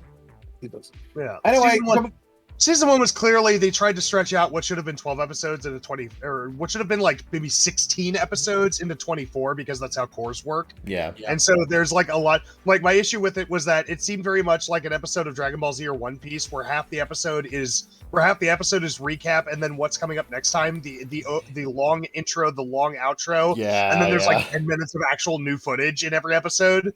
Like that's just how long core shows like that work. But like, I feel like there was enough material for where they wanted to stop at a certain volume for like maybe 16 or 17 episodes, and they had to figure out a way to stretch it to 24. So it ends up with like the awful pacing of like Trust and everything else in the middle. Yeah. The worst fucking example of that from the olden days. Oh man. The worst fucking example, and you know it's coming, Kevin. I'm gonna bring it up because I know it's coming. Fucking time. I know it's coming. Is fucking Hitman Reborn, particularly in the future arc, is the absolute worst about this. I am not shitting you. There are episodes in the middle of the future arc that are that literally have like 6 minutes of new footage. Didn't you say that like you could watch every third episode of that section of the show and miss nothing? You could almost. I believe. I haven't tested this. I have no interest in testing this, but I am convinced you could watch like every third episode of the future arc particularly the deep part of it, in Hitman Reborn, and you would understand everything perfectly, because it starts. There's like 7 minutes of recap, and then there's the opening theme. Then there's maybe 6 minutes of new footage, and then there's the ending theme, and then there's like a 3-minute next time on segment. Oh my god. It is absolutely Jesus. insane. That is stupid. Yeah. That is really stupid. Yeah, it's insane. What was the Anyway. production like anyway? I don't know. It's all worth it for mid. Right. Hitman Reborn is so fucking weird because it gaslights you into thinking it's good for 200 episodes, and then you finish it and you're like, huh, that kind of sucks. Anyway, can we finally fucking talk about your AX trip? Yes. Okay, Yes. look, so KyubeThe3rd and I went to Anime Expo. Yep. All right, that was it. Next segment. Okay. There's more to the story. Da-da-da-da-da-da. Well, I'm telling the story. It's my story too, damn it. Unironically, my favorite. No, line- senpai, it's our story. Anyway, so yeah, we went to AX. AX was actually the side mission there. The main one was because there was the Hololive English Connect concert at the YouTube Theater in Los Angeles. Yep. That we wanted to go see. So he and I fought like The YouTube theater. Was Mr. Beast there? No, Mr. Beast was not there. He You guys might know have been. Mr. He might be a simp. I don't know. He might have been in the crowd. I don't Mr. fucking Beast? know. You know Mr. Beast? You mean Mr. Beast? Is there No, names in your no, phone? no. I've had his chocolate bar though, and it's not bad. I also love his chocolate bar because there's a part that says there's like 90% of the bar says for you, and then at the end there's a little part that you can break off like a Hershey's bar, and it says for sharing. So what a nice chocolate bar. I Yeah. encourage you to share. I ate the whole thing. Anyway, Mr. Beast teaching kids to share. I ate the whole thing. I ate the whole I- plate. The whole The plate. whole bar. The whole bar. that was mostly because I didn't have anyone else around that I could share it with. But that's such a cute. Bar. Anyway, I like Mr. Beast. He's a cool guy. Anyway, but no, we went to AX as a side thing because we'd never gone. And Cloud of at least saying we had gone, despite hearing all the horror stories about it. They're all Yeah. true, by the way. So are all the They horror are. stories about Los Angeles. Mhm. So we left on Friday of last week. Took a direct flight from Cincinnati to LAX, and then we got there at like 8 a.m. LA time or something ridiculous. So we picked some people up. We went to grab lunch in Little Tokyo. Then we had what else did we do on Friday? Oh, we went to a concert. Oh yeah, no, we went to a club. We went to a club We went to a club. for a DJ show. So there's a place called the Globe, and Teddy Lloyd, Bendino, VGR, and a couple of other were there, and Demon Dice was there doing a couple of songs with some of the DJs there because she's done work with Bendino and also Teddy Lloyd. So we were there. The club was lit. Energy level was like at an 8-10 most of the day, which was pretty good. And of course they had full service bars and everything. So I grabbed a couple beers and just vibed with the music. And then so the energy was like at an 8 or a 9-10 easily most of the night. It's a huge crowd there. And then Dice gets up on stage for one song in the middle of Bendino's thing, and the energy goes from a 9 to like a 17 out of 10. I thought the building was going to collapse. So it was. She just brought the fucking house down with the song that she sang up there. And then after one song, she went away and then didn't come back until Teddy Lloyd was up on stage near the end of the show, which unfortunately we weren't there for. We had to take care of a hotel situation. Had to let a friend who just came into the hotel. So we had to bounce before the other one, but it was cool to see her for the first time on stage. I was like maybe 15, 20 feet from her on stage. She just brought the house down. So it was fantastic. Yeah. That was also, while I was smoking in the side room, fucking Teddy Lloyd came back there just to chill for a little bit. He wasn't smoking, but he was like just chilling back there. And also the first DJ of the night was there. Suzu Bro. Yeah, it was. Suzu Bro. So Susan Bro was back there. I've got him. He's followed me on Twitter, and I followed him back on Twitter, so you can see him in my recent follows. But yeah, he's cool as fuck. His last number, he just let the record spin, and he fucking danced on stage during the last part. That was pretty cool. Nice. But yeah, he's cool as fuck. He's been to Japan multiple times, and then like random, like fucking Teddy Lloyd just walked back there and was just like chilling back there. I guess he got tired of his harem in the fucking box up, the fucking top box. Yeah, there were like 3 really hot chicks like in like bras and skirts up there, just like dancing and whoring it out up there. Like, I don't like to say that, but I mean they were not shy about shaking their asses on each other and everything. And I noticed Teddy Lloyd was up there a few times, so I'm like, I just have to imagine those are his groupies or his like private harem or something. Right. Because I sure shit know Karen's not part of that. But yeah, he came down for a little bit and got some and we came back to the smokers room and everything. I didn't really say anything to him, but it was cool to see him in the wild. But yeah, the show was cool, and then we came back, got almost no sleep, woke up the next morning, and then that's the other thing we did. That's the other thing that between the club and that we got our tickets. So if you register online and you don't get your ticket in the mail and get your ticket then at like 3 p.m, there's no line. It was easy as we were in and out in 5 minutes to get our ticket. We actually got that between the club. It was between the restaurant and the club. Yeah. Yeah. But like, so we actually got to we got our tickets on Friday. Apparently the registration line on Saturday was like 5 hours long. So definitely get your tickets to AX on Friday. But then Saturday we got up super fucking early in the morning. We were there like what? 5 in the fucking morning. Yeah, Holy shit. and that was late. We had some. I was there to meet KFP and stuff, and one of the KFP Jinro, was there starting at 2 a.m. and he had gotten pole position right at the front of the entrance, one of the entrance gates. Yeah. And then we were just waiting for the gates to officially open at like, everybody let us in at like 8 or 9. So we hung out there. We hung out there for a while, just relaxed, talked with people. And then we finally got into AX, but then they had us gated again, past the security check, before we could actually enter the convention, go to the dealer's room, go to the artist, that kind of stuff. And when that finally opened at 10, I was no longer in control of my own feet because I had about 2,000 people behind me pushing me forward. It felt like I was in a conveyor belt.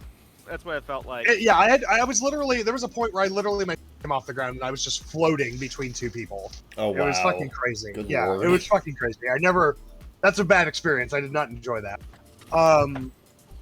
And then the dealer's room was amazing. It's gigantic, and there's every major industry booth there that you could possibly want. And oh my god, like the problem is most of the lines are capped for the industry booths, and they won't let you just congregate around because it's a fire hazard, quote unquote. It's mostly because they just want you to piss off and don't bother them. But then we Saturday was essentially, basically, we stayed at AX all day. We just did nothing but shopping and just checking out the place. And then at the end of the day, we grabbed dinner. Where did we grab dinner? We just grabbed fast food. I forget. I think we just grabbed fast food.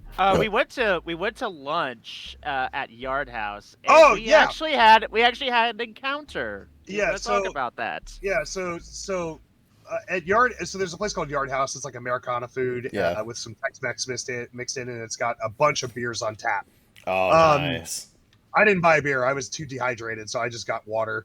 So we went there with some guys I met in Japan. For the thing I did for the event I went in Japan. There were guys there at this convention too. So I went with Rune and some other guys out to Yard House, and we ordered our food and everything, took a selfie together to post on Twitter and everything, and then as soon as we're done with that, we're just chatting, and then this young woman with two male associates comes walking right by our table and sits down at the table right behind us. And like, I'm looking at her and she looks rather familiar. And then I'm like, nah, that's probably not her. And then I look over to Cuban to ask him, and he's looking straight at me like, is that? And I'm like, okay, hold on. And I look at Rune, who's sitting across from me, who's got his back turned to the table, didn't see her come in. And I'm like, and I say quietly, I'm like, Rune. He's like, what? I'm like, I want you to turn around incognito style and let me know if that is who I think it is. And so this motherfucker does not do an incognito. Flips the fuck around in the most like obnoxiously apparent way possible. He's like, what? Like literally that. And then he flips back around and he's like, and he shakes his head, he's like, yeah, that's Kason. Anyway, so Kason of V-Shoujo fame, and also former Hololive fame, she was Kiryu Coco, was literally sitting with 2 associates at the table right behind us, and I started laughing out loud. I had to stifle myself. I started laughing. I was like, why does this keep happening to me? I had to literally keep my hat down just to make it look like I'm not staring. Holy shit, that was the most awkward moment right there. Dude, like you're dude. That's amazing. Respectfully.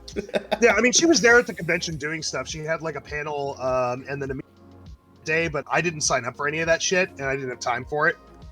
So it was really cool to just be able to run into her. You know, we didn't bother her, obviously. Like, she was obviously there to get away from the convention, get food, and talk with her associates or her friends or whoever those guys were. Yeah. So I decided, I was like, let's let her have a nice meal and not bother. Besides, she looked at me at one point, and she obviously saw my KFP shirt, so she knew what the fuck was up. She knew we were Holo fans, so I did not feel like bothering her during her. So, yeah, but it was still cool as fuck to see her. It was still cool as fuck to see her in public. If I had, and I can make the joke now. If I had a nickel for every time I went to a restaurant and a VTuber sat at the table next to me, a big name VTuber that I follow sat next to me, I would have 2 nickels, which isn't a lot, but it's wild that it's happened twice. Yes. You can and actually say that. Make that joke. Yeah. I want to talk about my POV, if you don't mind. Up till Saturday, then we'll talk about what happened Sunday, because I've got a lot to say for Sunday. Yeah, okay, so as for my POV, okay, I was fucking tired as shit from last night, you know, doing the club thing.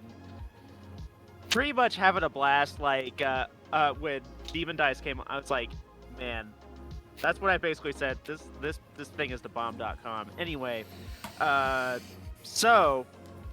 Hey, 1983, or 1994, a call, they want their, euphemism. Thank you, though. Fuck you, I do what I want. Okay. Based. We live in a society! Hey, if we can say homie, then I can say bomb.com, so F you. I mean, sure. Anyway, this is my story. No, it's I'm telling the story! That's how you say it. Anyway, but go ahead. Okay, so for my POV, I actually wanted to get a few things at the convention, but the thing is, I had very limited luggage space.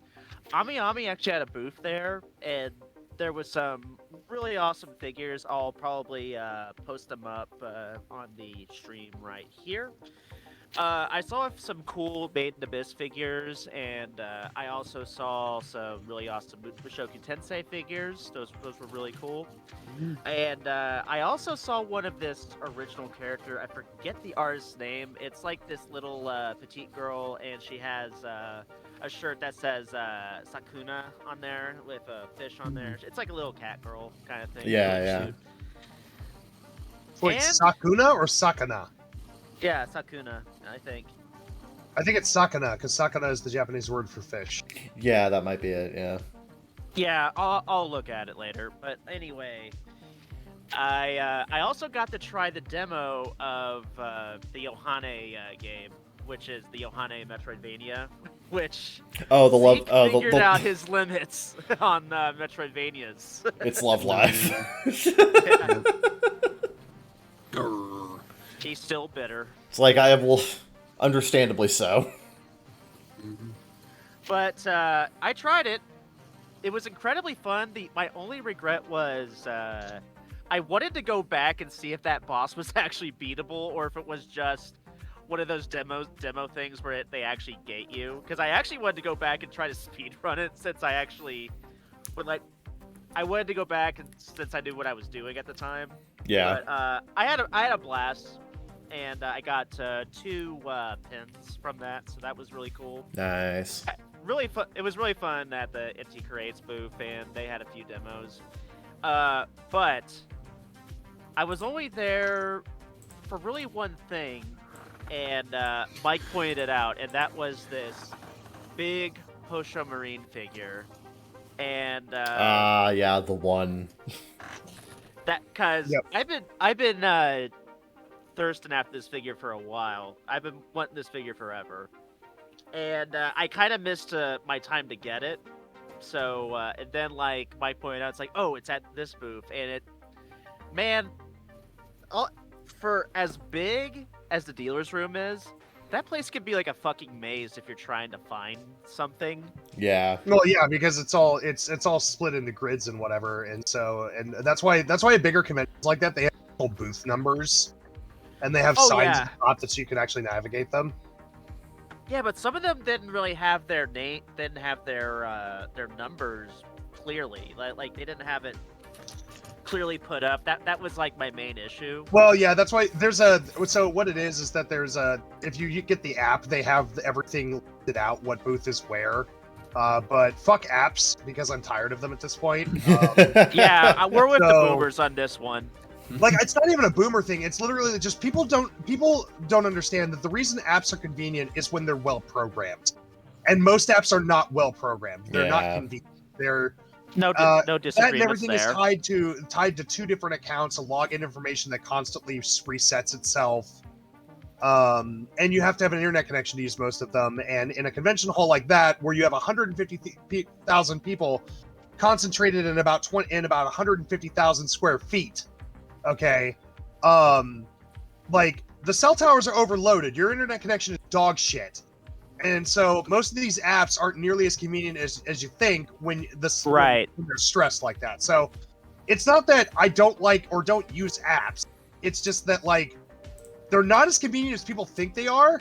And sometimes it's just nicer or more convenient in certain places to have a piece of paper with everything on it. No disagreements. Yeah, Yeah, that's something I actually Uh, that's actually something I liked about Colossal Con, is that they just gave you a paper schedule with like everything on it. That was very nice. Yeah, well, and again, you know, this is a convention that takes place in California. If you use paper, you're the devil. So, I mean, right, yeah. Yeah. and we'll get into my opinions about Los Angeles, California in a minute. Yeah. I have some Because opinions I have too. some choice words about that shithole. Anyway, Anyway, so I found I found it, got the figure, and then it wasn't necessarily the money I was worried about. I was worried about transporting the motherfucker. Trying to get this damn thing home, yeah. Yeah, it was one of those lessons in humility, but at the same time, spoilers, it got home. I haven't opened it up yet because reasons. But gotta make sure you clear off a space in your room first, man. Yeah. oh yeah, which is happening. Yeah, gotta So fun story. I actually found the Hosho Marine figure at a booth that was close to something else I did on Saturday, which is I got to meet the very famous, luxurious and voluptuous cosplayer Hana Ame. Oh, Which nice. I didn't get to meet, sad face. I told you, you gotta jump on shit. This is AX, but that's all right. I tried, man. I fucking tried. You know? Yeah.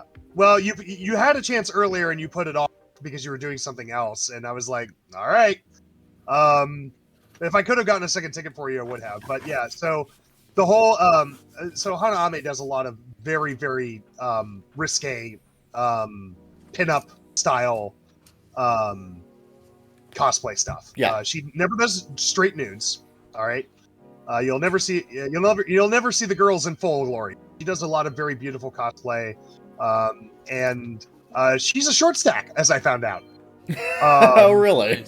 Well, I mean, she's probably average height for a Japanese woman, but she has probably something larger than a double D Right. on that chest. Yeah. So, like for me, she's very short. But I'm a giant American, so But yeah, she's very sweet. She's also very sweet. That's the thing I want to like. She's not like fucking Jessica Nigiri, where she's a total turbo bitch anytime that she's doing Oh stuff. yeah, I've heard nothing but horror stories about her. Yeah, she's a bitch. Anyway, but like, you know, whereas Hanaame is extraordinarily sweet, very very kind, and she likes to mess with the guys a little bit when you go to do meet and greets with her. So I had to go get a ticket to meet her, and they told me the ticket time was 3 hours later. So I came back 3 hours later, and so I got up and I purchased a pinup book of her cosplaying Orokuroni, one of the Hololive English VTuber girls, and she signed it and everything.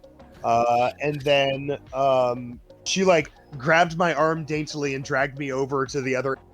What she was doing with everybody, she was just messing with the guys. Yeah. She grabbed my arm and basically dragged me over, and then had her photographer take a photo with me. And then I handed her my phone, and she took a selfie with me. And then we talked for a little bit. I actually missed meeting her in Japan by 3 hours. Really? Oh yeah, she was at Melon Books. She was at Melon Books. And she posted that she was at Melon Books promoting her new books and stuff her new photo books and stuff that were being sold there. And I had just gotten home after being there 3 hours earlier, and I was like, no. So I told her about that, and she was like, you were in Japan? I was like, I was in Japan earlier, and I missed you by 3 hours, so I'm glad I got a chance to see you again. And she's like, I'm so glad you made the effort. Aww. So she was just super sweet, and I honestly like she's just very disarmingly pretty.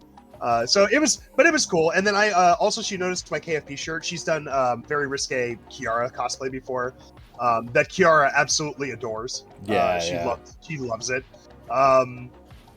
And so she saw that, and I gifted her. I had a bunch of keychains on me, and I gifted her one of them of Kiara. I was like, and she was like, I will put this on my purse. So she was just very nice, very sweet, and we had a great time meeting her. The thing is, there's a photo of us together. She was cosplaying a character from One Piece. I don't know who the character was though, because I don't know One Piece very. She wears like a red robe with her cleavage showing. Hancock. There you go. Yeah, so she was cosplaying Hancock from One Piece that day. But yeah, just very sweet woman. But then as soon as I was done with that, I went over and I purchased I looked at the booth and I saw a Marine figure and I knew Cube was looking for it. So I was like, it's here, here's the booth number, go find it. I saw that show up in the boys chat, and I'm just like sitting there like, did they get it? Did they get it? But yeah, Cube, continue. Sorry, I forgot to tell that part about myself. The thing is, I could have met her, but the thing is, when I came back to the convention from finding the car, I was super sweaty and I didn't want to meet her in that state. I'm not gonna lie, I was worried too because I had been out and about all day. So I pit checked myself, and I thankfully I was wearing an undershirt and everything else, and I smelled fine. So I had to. And I made sure, and I keep just because of a Japanese thing, I keep fucking handkerchiefs with me all the time. So I wiped all the sweat off and cleaned myself up in the bathroom and everything, and I don't think I offended her too badly when I. So right. Yeah, I'm gonna guarantee at least a couple of those boys were sweaty and nasty, and she put up. But I was not one of them, so. Yeah, I didn't want to be that guy, so you know.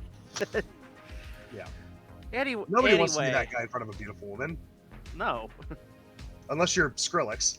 Or Steve Jobs. Oh man, his music's so hot, and he doesn't bathe. Anyway. Okay, yeah, but when half the fucking women don't bathe, everyone says that's hot. So like, what? This is double standing going on. I disagree. I think women who don't bathe are disgusting. I agree with you. I'm just saying people have that thing. You know how many fucking, they're wrong, and they're disgusting, and they're inhygienic, and they're a disease vector, and they need to go find a colony where they can live. You understand how many fucking channers I've seen? Every time they postulate that a woman doesn't shower, they're like, I wonder what she tastes like. Yeah, okay, that's 4chan, to be fair. Yeah, but it's everywhere. It's not like one dude. I know, but that's the armpit of the internet. Yeah, but I see it on No, it's Twitter the asshole too. of the internet. It's where all the waste, both human and content, goes to die. I see it on Right. Twitter too. Yeah, that's true. Yeah. As for like one more thing of note on Saturday, other than the Kason thing, which was excellent, you know, it was one of that was such a fun time getting to meet everybody. There was like one thing we didn't get to go to. Wasn't there like a Deadbeats dinner or something like that? We did. Yeah, we had to skip out on that because we were too tired. Yeah. Other than that, that's pretty much it for my POV. Unless if you have more shit On to go Saturday, under. yeah. Yeah. Anyway, Sunday. Down at the rec center. At So Madison Sunday, Square Sunday. Garden. So Saturday night was the only night I got 8 hours of sleep the whole weekend. I just want to point that out real quick.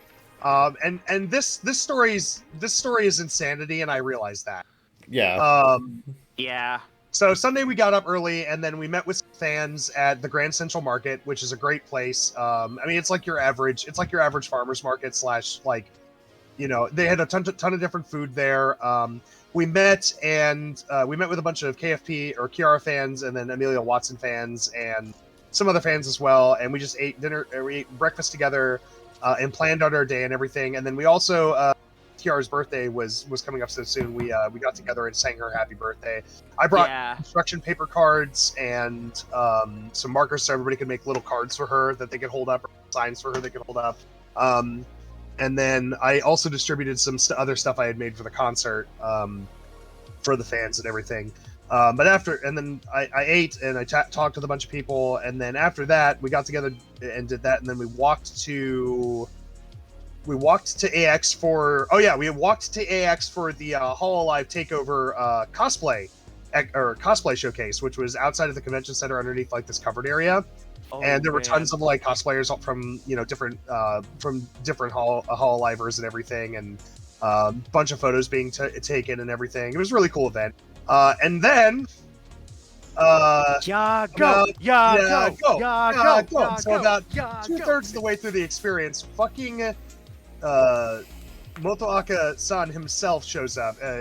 Yago, who's the guy who started he's CEO of Cover Corporation and the guy who started Hall Alive. The man himself showed up to the cosplay thing, and everybody was trying to take photos with him and say hi to him. We all took a big group photo with him. He's just such a chill dude. He's just such a chill dude. But it was just so cool to see the legend himself. I didn't get to take a selfie with him. The line was essentially long. Yeah. But lots of other people got to take pictures with him, and I got to take a nice like candid photo of him when he was just standing and with everybody like in front of him, like chanting and cheering and just saying hi to him and everything. Yeah, I saw that on Twitter, and I'm like, oh, you lucky son of a bitch. Yeah, no, he's a goddamn living legend, and anybody who knows jokes of Hall Alive knows he's best girl. Anyway, Yago is best girl. But yeah, he showed up for a bit. He seemed super happy. HN was saying he called her later to talk about it, and he said he was just super happy to see all the support from Westerners and everything for his little for what started as a little fun project. He was side project at his work. Yeah. And he was just like so thrilled. So it was great that we got to, you know, welcome him like proper Americans do, which is with a lot of loud, obnoxious screaming. But yeah, he was super happy. It was cool to see that. But after the Yago incident, we kind of left and started heading towards the park. Incident doesn't mean bad. It just means something that happened. Yeah, the thing. Okay, fair. Yeah, incident doesn't mean bad. It just means something that happened. But yeah, we went to I forget what the name of the park is. Blah blah blah blah. There's a park in LA we went to meet up with a bunch of EN fans. It was very close to the YouTube theater. With a bunch of Hall Alive fans. There were guys with Natasha there. I got to meet a couple of people I haven't seen since Boston or since Japan. Then we got all together and we practiced fan chants. They gave us a rundown on how to wotoge during the concert and everything. And then overall, we just had a good chance to take a bunch of photos with each other and whatever. There were some fucking like local Latino boys who thought it was funny to like get up on the stage behind us and like mock us or whatever, and none of us cared. We were just like, I don't know what you're trying to prove, but we don't give a fuck, dude. Like, just Yeah, walk. they were. What they like try to do some TikTok dances or some shit? Yeah, and I was just like, yeah. Well, we didn't get Enjoy your TikTok 22 at views least. on TikTok, man. Yeah. Whatever. God. Yeah. But then, you know, we ate some pizza, ate some fried chicken, and then we drove straight over to the YouTube theater, where the concert was. I've got words about the concert, but I'll leave some of those to Cubase since I'm going to be expressing my feelings on a KFP podcast later. I'm sure talking about the whole event.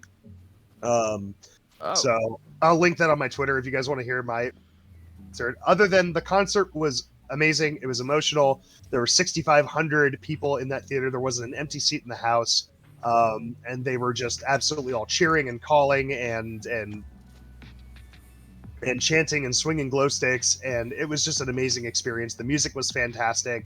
Seeing all of that stuff on stage was fantastic.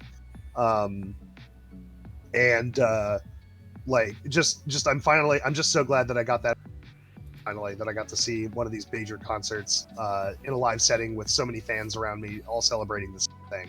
Because like in Japan, I had like the opportunity to go with 60 or 70 people, which is great, but it's like not the same energy. Yeah. It's Oh no. 6,500 people chanting and calling in unison to these girls' songs. It's just it's just like this big community experience. Yeah. Or a cult, however you want to look at it. Yeah. But anyway,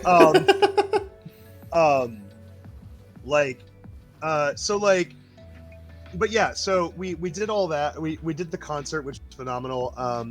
AX, terribly organized, fucking shitty.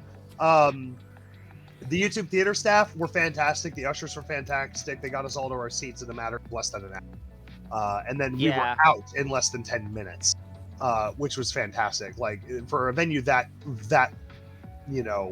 big, that's an achievement to get people. Oh yeah. So YouTube theater, very well organized, very well run. Although there was one person that had a stick up their ass, which I'll talk about. Oh well, that wasn't my experience because you weren't sitting near me. You were on like the other end on. I was on practically near the stage, yeah. Near like one of the aisles. Okay, so, but like so I had the time of my life at the concert, and then sadly we all said goodbye because I had to get back to the hotel because my day was not over. Oh dear. My day would not end for another 20 hours. Oh my god. I had to puss out, unfortunately. So the only other thing I wanted to do at AX was Demon Dice was doing a signing event on Monday, and the tickets became available at 8:00 a.m. on that Sunday, and the signing event was at 3:30 p.m. And I knew what I had to do to make sure I got tickets. So I went back to the hotel, took a shower, took a 15-minute nap, got up, grabbed my stuff, and I drove back to AX by myself, and I sat in line from 12:30 a.m. to 10 when I finally got the tickets. And I tried to get sleep while I was doing that, but I froze all night because a cold front moved in, which I wasn't expecting. And so I didn't sleep a wink. And but eventually I was able to make a deal with some further in the line to get me Demon Dice tickets as long as I got him an industry ticket for one of the people. Don't ask me who it was. I don't remember. Don't care. But so he got me. I don't know. He got me. So he got me dice tickets, and then I went off. I was going to the gun range with a couple of foreigners, foreign KFP who had never shot a real firearm before. So then they wanted to try it since they were in America. So we went out to a gun range, and I was kind of the trainer since I worked armed security for a living. And I've been around firearms since I was young, so I was like a good person to kind of watch them and teach them and everything. And they really appreciated it. They had a blast. There was only 6 of us, but or 5 of us, but man, we had a blast. We fired. I picked up my handgun to teach them since like I know how to use my handgun. And then we also got an SP5, which is a civilian version of an MP5 nice. to use as well, which was really fun. But yeah, no, they had a blast. And then after that, I still didn't have enough time to sleep, so I just grabbed some food. and then went right back to the convention center, and then got in line, and then another line for the Demon Dice signing. And at this point I had been up for like 38 hours. By the time I finally got back to the hotel, I had been up for 40 hours straight, and froze all night, and had a blown out voice from 2 concerts over the weekend, and was suffering massive migraine headaches.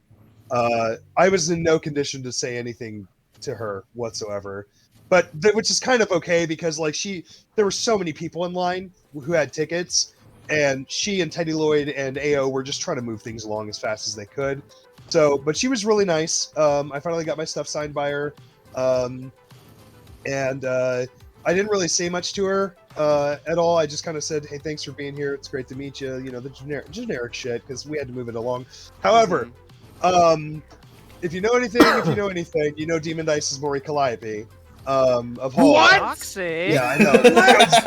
He found this out the other day, and it blew his fucking mind. It's Anyway, the funniest thing. Yeah. Imagine not making that connection. Holy shit. Anyway, but yeah, so Demon Dice is Mori Calliope of Hall Living, so she's obviously best friends with Takanashi Kiara, who is my Oshi. What? That one you don't get a pass on. You've known that shit. We've talked about it extensively. So I have a sticker on the back of my phone that I got from a fan this weekend, from a friend and a fan this weekend, which is literally just a sticker of Kiara, but it's like her turned around with like her ass jutting out a little bit, so it's a little spicy, but also kind of funny. And when the guy took my phone to take the selfie of us and he flipped the phone around, she just started cracking up. She just saw all she saw was Kiara butt, and she just started cracking up. She's like, "Oh my god, I want stickers." And I said, "I'm sorry, I don't have an extra one, but if I did, I'd totally throw it your way." So she at least found that funny. But it was awesome getting to see her in the wild, getting to hear her voice. And I do want the opportunity to go to an actual concert of hers and maybe do another signing event where I haven't been up for 40 hours, so I can have a bit more of possibly a bit more of a chat with her, because but for now I have the 4 signatures I have fought so hard to get, and I got them in a year. I've wanted Kekihime's, Kiara's, Demon Dice's, Mori Calliope's signature, as well as selfies with both of them and signed merch. So I have all of it. It's done. That's my mission fucking is amazing. fucking complete. My mission is fucking complete. Takamori merch complete. You know what? Hold on. Golf clap. Like it's a golf clap. No, Kev, I'm the one. I'm giving it. I'm giving it a golf. Okay, thank you. No, I'm giving it a golf clap. Okay, cool, awesome. All right. But I'm not gonna stop golf clapping the entire fucking show. No. But yeah, that's been a mission of mine for a while, is to be able to meet them, connect with them, and just share my appreciation for them with them. Okay, you've made your point. Because to get real for a minute, both of them influences on me and great motivators. Seeing their stories, learning about them, and seeing how hard they've busted ass to get where they are is really helped transform my life in the last couple of years. So I've wanted the opportunity to thank them and everything. Thank you. And I'd also like to thank my sister and my cousin and my parents, who are always very supportive of me before the academy. Jedi Academy. You didn't win anything. No. Depends on who you ask. My man has won at life. But yeah, no. So I've met the demon, the dragon, and the princess at this point. So, and that's it. That's the end of it. That's the end of my journey. And I've gotten to see a live concert. So now it's just, if I want to do shit, I can go do it. But there's no pressure for me to go do any of these things anymore, because I have my achievement and I can proudly display. So, and I have something that represents the connection and adoration I have for these people. So, So anyway, so that was great. But then as soon as that happened, a buddy of mine was like, "Hey, we're gonna go." I said yes 2 days ago. I'm going to die if I don't get sleep. Yeah.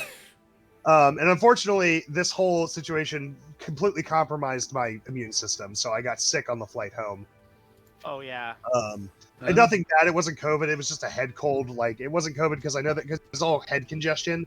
My ears were stopped up. My nose was congested. My throat was fucked up. I was coughing. Con sickness. Oh, It you was got some you kind got of some concept was hardcore con Dude, it could crud. have just been breathing the air in LA, and let me talk about it quick. Here we go. Oh boy, let's Every go. horror story you have heard about LA is 100% true. And mind you, I've heard them all too. I went into it saying, it can't be that bad. LA's probably a nice city. People give it a hard rep, right? No, it is actually just that awful. Mm-hmm. Everything is dirty. There is trash and overflowed trash cans everywhere. There's road construction, and if there's not road construction, there's potholes. City of Angels, try City of Assholes. Every person on that road is cutting you off, tailgating you, or trying to run you off the road at all times. Traffic, when it does work, moves at a snail's pace, and when it doesn't, it's every man for fucking self. The roads are designed to entrap you into exits you don't want to be on. And if you try to get over last minute, you've got 6 people on your left trying to cut you off. So it's impossible. So the area is just shit. Now, yeah, I remember particularly a comment from Mike Pondsmith, creator of Cyberpunk, when some game journalist was complaining about how the roads in Night City are convoluted and make no fucking sense, and he's like, yeah, that's what I imagine California will be like in 70 years. I mean, it's already there, man. No it's lies already there. We detected. just don't have No flying lies cars and robot detected. nipples, okay? Yeah. All right, we just don't have robot lollies and fucking flying cars yet. All right, that's all we're missing. And But then one day, our savior Elon Musk will deliver upon us. I'm so sure. but yeah, no also- human can match his intellect. I've heard the stories about the shit in the streets, but I've heard the story about the shit in the streets, and I was like, that can't be that true. That's probably only in certain areas, right? No, we saw 2 piles, To be fair, Yeah. almost Sidewalk. pretty much every big city has shit in the street. but it's not. I've never seen it in other cities. That's the difference. I've never seen it. If it exists, I'm sure it does, but I've never seen it. It's so present in LA and San Francisco that you will run into it just going any random direction. And I ran into 2 piles in quote unquote nicer parts of the city, I should mention. Oh. So, and I And will we tell were you, nowhere near Skid Row. So and I will but tell you, have I you been to understand why now. Mumbai? After going there, I understand why now. There are no public restrooms. There are barely any businesses in the entire city that will let you just walk in and use their restroom without purchasing something from their overexpensive roster of things to purchase, or that offer them at all. I went to a CVS pharmacy, a fucking pharmacy, and they did not have public restrooms. Well, it's because the whole fucking city is just one giant theme park. I guess so, but even theme parks have public restrooms. Yeah. yeah, Trust me, I've been to a few in my time. They have public restrooms. Yeah, but you have to understand Los Angeles was designed by a particularly vindictive roller coaster tycoon player. Man, I'm the most vindictive as they come. I literally drown my guests as pure sport, and I'm not even that mean. It's you, the creator of Los Angeles. Anyway, You're so, the tomato in the mirror. not to mention everything there is twice as expensive as it is anywhere else in the country. Yeah. Like As parking I've- there, I'm used to parking being $10 for a couple of hours. Parking there is $35 flat rate. Oh It's dear. Allow me to spit out the drink I wasn't drinking. Yeah, but $35 for parking there every time you want to park. The hotel we were at, the hotel we were at, which was nowhere near the downtown, 5 miles away, was $50 a day. After I'm already paying to stay at this hotel, Yeah. $50 a day if you wanted to park your car in their lot. As I've kind of called it, it's an anarcho-capitalist dystopia, as I've kind of called it. It's something, and and here's my thing: I got nothing against progressive movements in this country, but I'd wish they'd spend as much money cleaning up their fucking city and actually solving problems as they did advertising for pro this group or pro that group. Because there was a lot of money put into constantly advertising either green initiatives or pro interest group initiatives in that city. Well, yeah, but And again, nobody's out there sweeping shit up. That's all I'm saying, man. Yeah, but if you lived in LA, wouldn't you protest it too? I would, but I would also protest the fact that there's shit on my shoes when I come into the office every morning. Or the fact that I couldn't find a bathroom. or the fact that that I had to wait I understand trash. that. I understand this, but this rant feels like making fun of the fat guy at the gym. It's like, well, that's what he's there for, you know. That's why I'm here. Yeah. I guess so, but it's more like, you know, I just wish I would see more initiative in cleaning up the city. So, a single sign that said, "Pick up your trash, please." I suppose so, but There's none of that. real change starts at legislation. I think we all know that. True.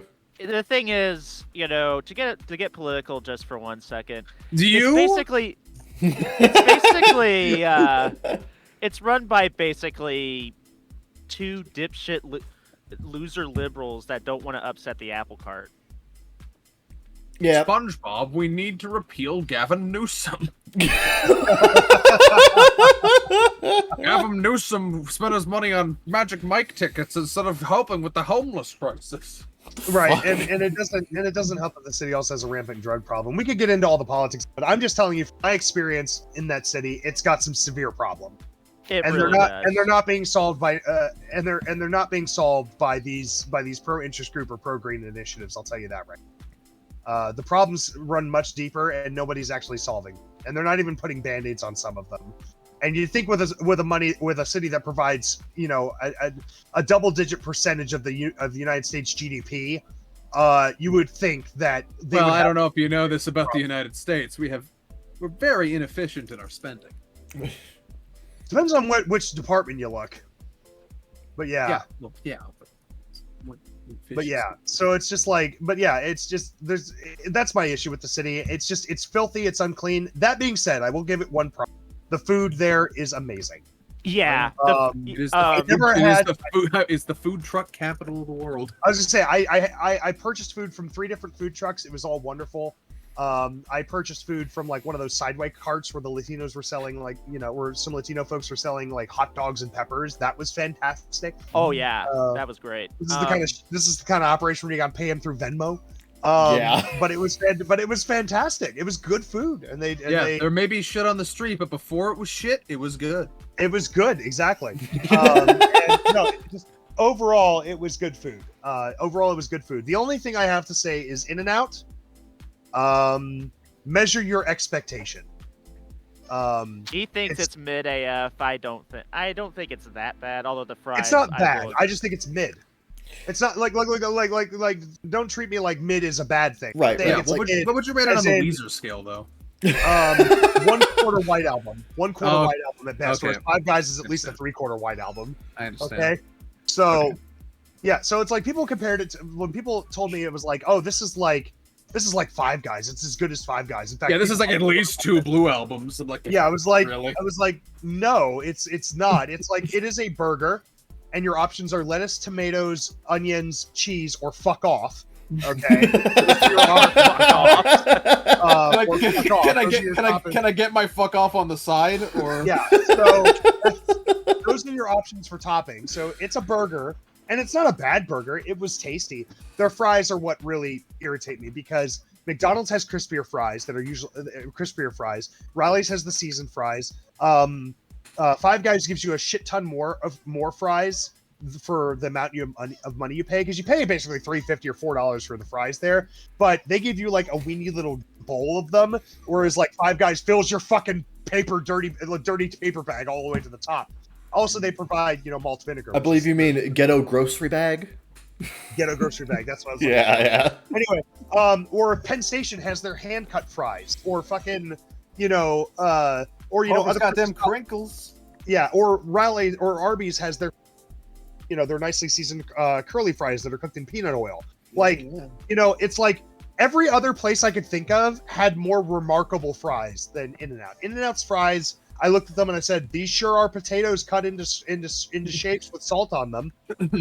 Yeah. Like, the only way I could get them down, and they were fresh too, the only way I could get them down was, and if that's the best thing I can say about your fries, that's a pretty bad thing. So the burgers were fine. They were fair for the price. The fries were fries. There was nothing remarkable about them. I could have gotten this from the freezer aisle. Yeah, exactly. They're so to everybody who's out there telling me it's the greatest thing ever, I have to ask you what other burger joints you've been to, because McDonald's is cheaper and still provides a good experience. Five Fucking Rally's has better fries. Penn Station has better sandwiches. Fucking like Five Guys has a million options. Like I like the waffle fries at Cane's when we went there. Oh, Yeah, I fucking those love are good. Cane's. Cane's is good. Yeah, so Cane's is another place where I'm not terribly impressed with their fries, but I'm not there for the fried. Oh yeah, to be fair. And the Texas toast and coleslaw make up for it. So Yeah, I didn't realize Texas toast was like a good thing until I went there. oh yeah, Texas toast with a little bit of butter and some bread is like a fantastic comfort food. It's also great to soak up whatever chicken grease is in your gut. Yeah. But yeah, so it's like, you know, In-N-Out, mid. It's not bad. If somebody wanted to take me there, I wouldn't say no, right? But it's like, would I go out of my way to find But I an would say In-N-Out? you're paying, right?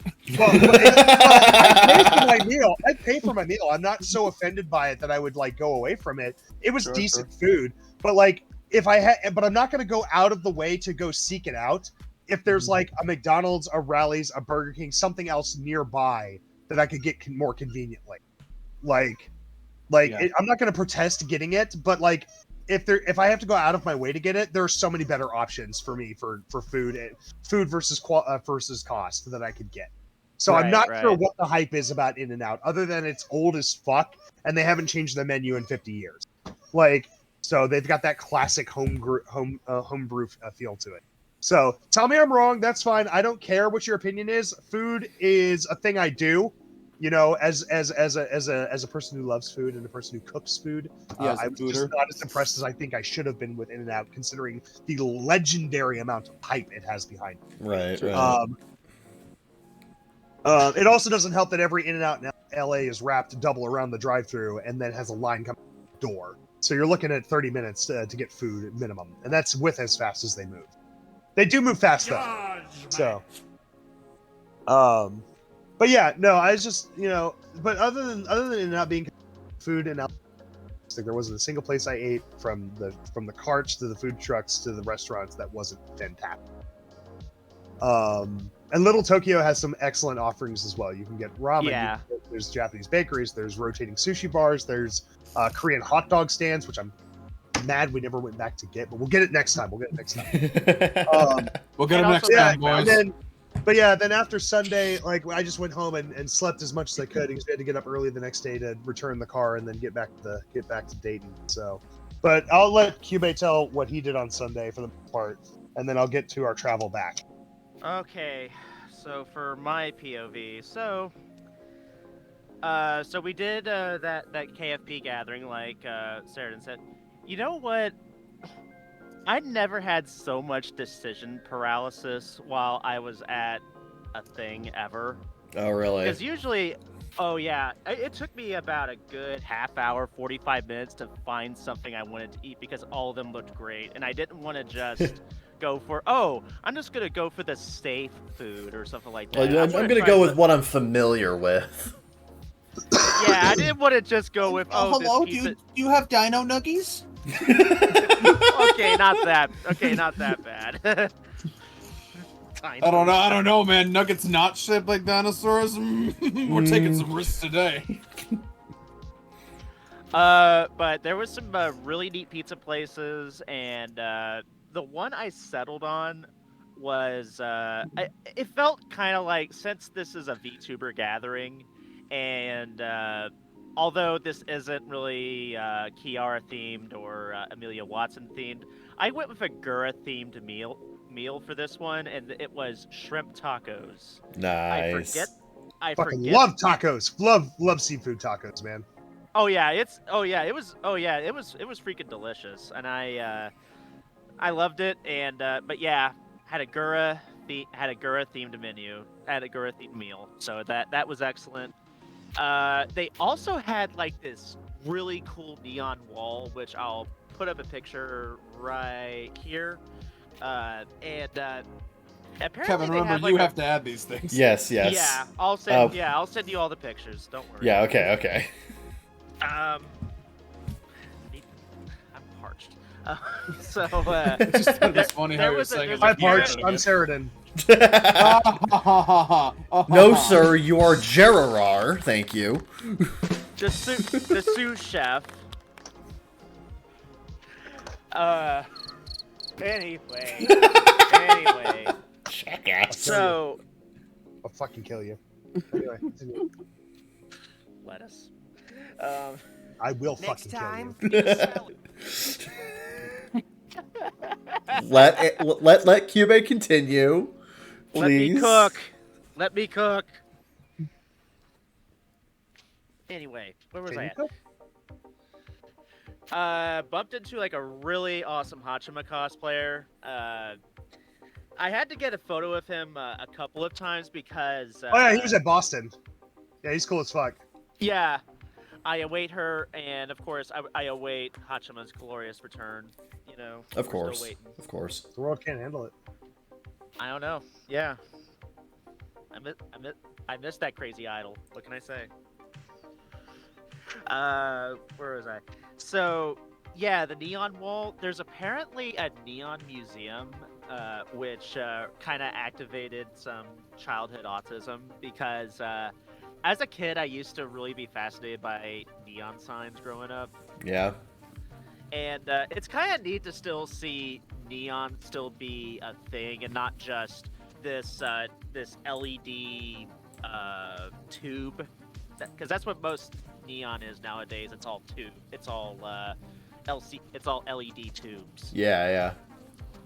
But anyway, that was a cool wall, and so we walked, and I bumped into these people that were probably like promoting something, and they signed like my thing, and I had to give them a few bucks. I was like, yeah, sure, why not? And they signed my name as Big Dick Andrew.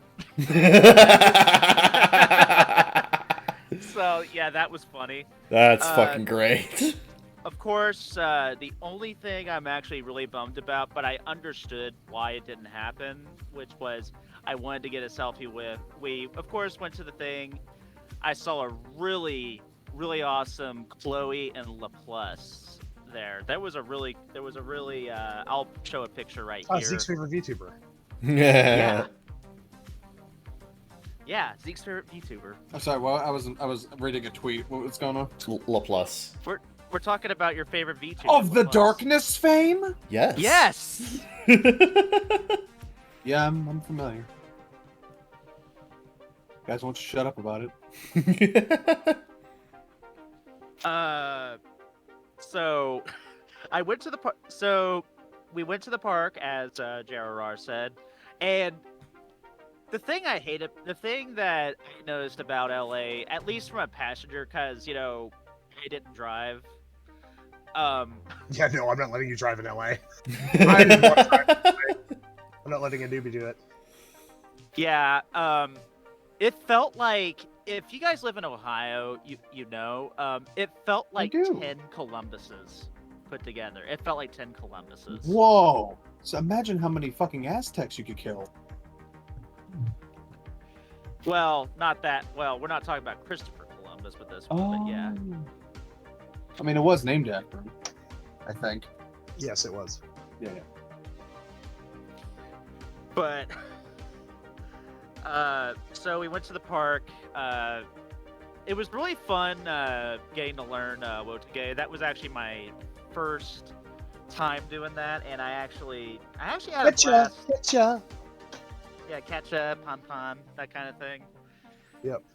Although I didn't have it down pat for Sparks, which was performed at the concert. That's the Gave you the fan chant guide. Told you I Sparks know. was going to be on the roster. There's no doubt. Oh yeah. Well, to be fair, it was like we were all go anyway, and I got to hang out with some takodachis. My only lament was with some of the photos. I didn't show up at all. Even like in the group photos, it didn't show up at all. Like even at the Ametori meetup, which I was a little bummed out about, but oh well. Come to more of these. You'll come to more of these and interact. You'll get pictures frequently. Yeah. So apparently, according to Jero over here, if I get a picture with KFP, Kiara wants to know more about me. Oh, really? She wants to match your face to your Twitter handle so she can stalk you. Yeah. Understandable. I mean, she might not do it very long once you post about her. But you know, she likes to put a name to the. She likes to put a face to the name of the people who support her. Who are there Oh for yeah. She Yeah. likes to remember that we are real people. We're not just that. That's just something that she. That's honestly what it is. We make the joke that she's stalking. And for some of us, that is true. She fucking liked a post of mine that had no tags, nothing to do with her the other day, and I was like, "What are? Get off my fucking Twitter, Kiara! You can't be this bored. You cannot be this bored." Next thing you know, you just hear Kiara sounding like a charging truck from Mario World. No, I just hear her in my walls like, "Hi, Chiro."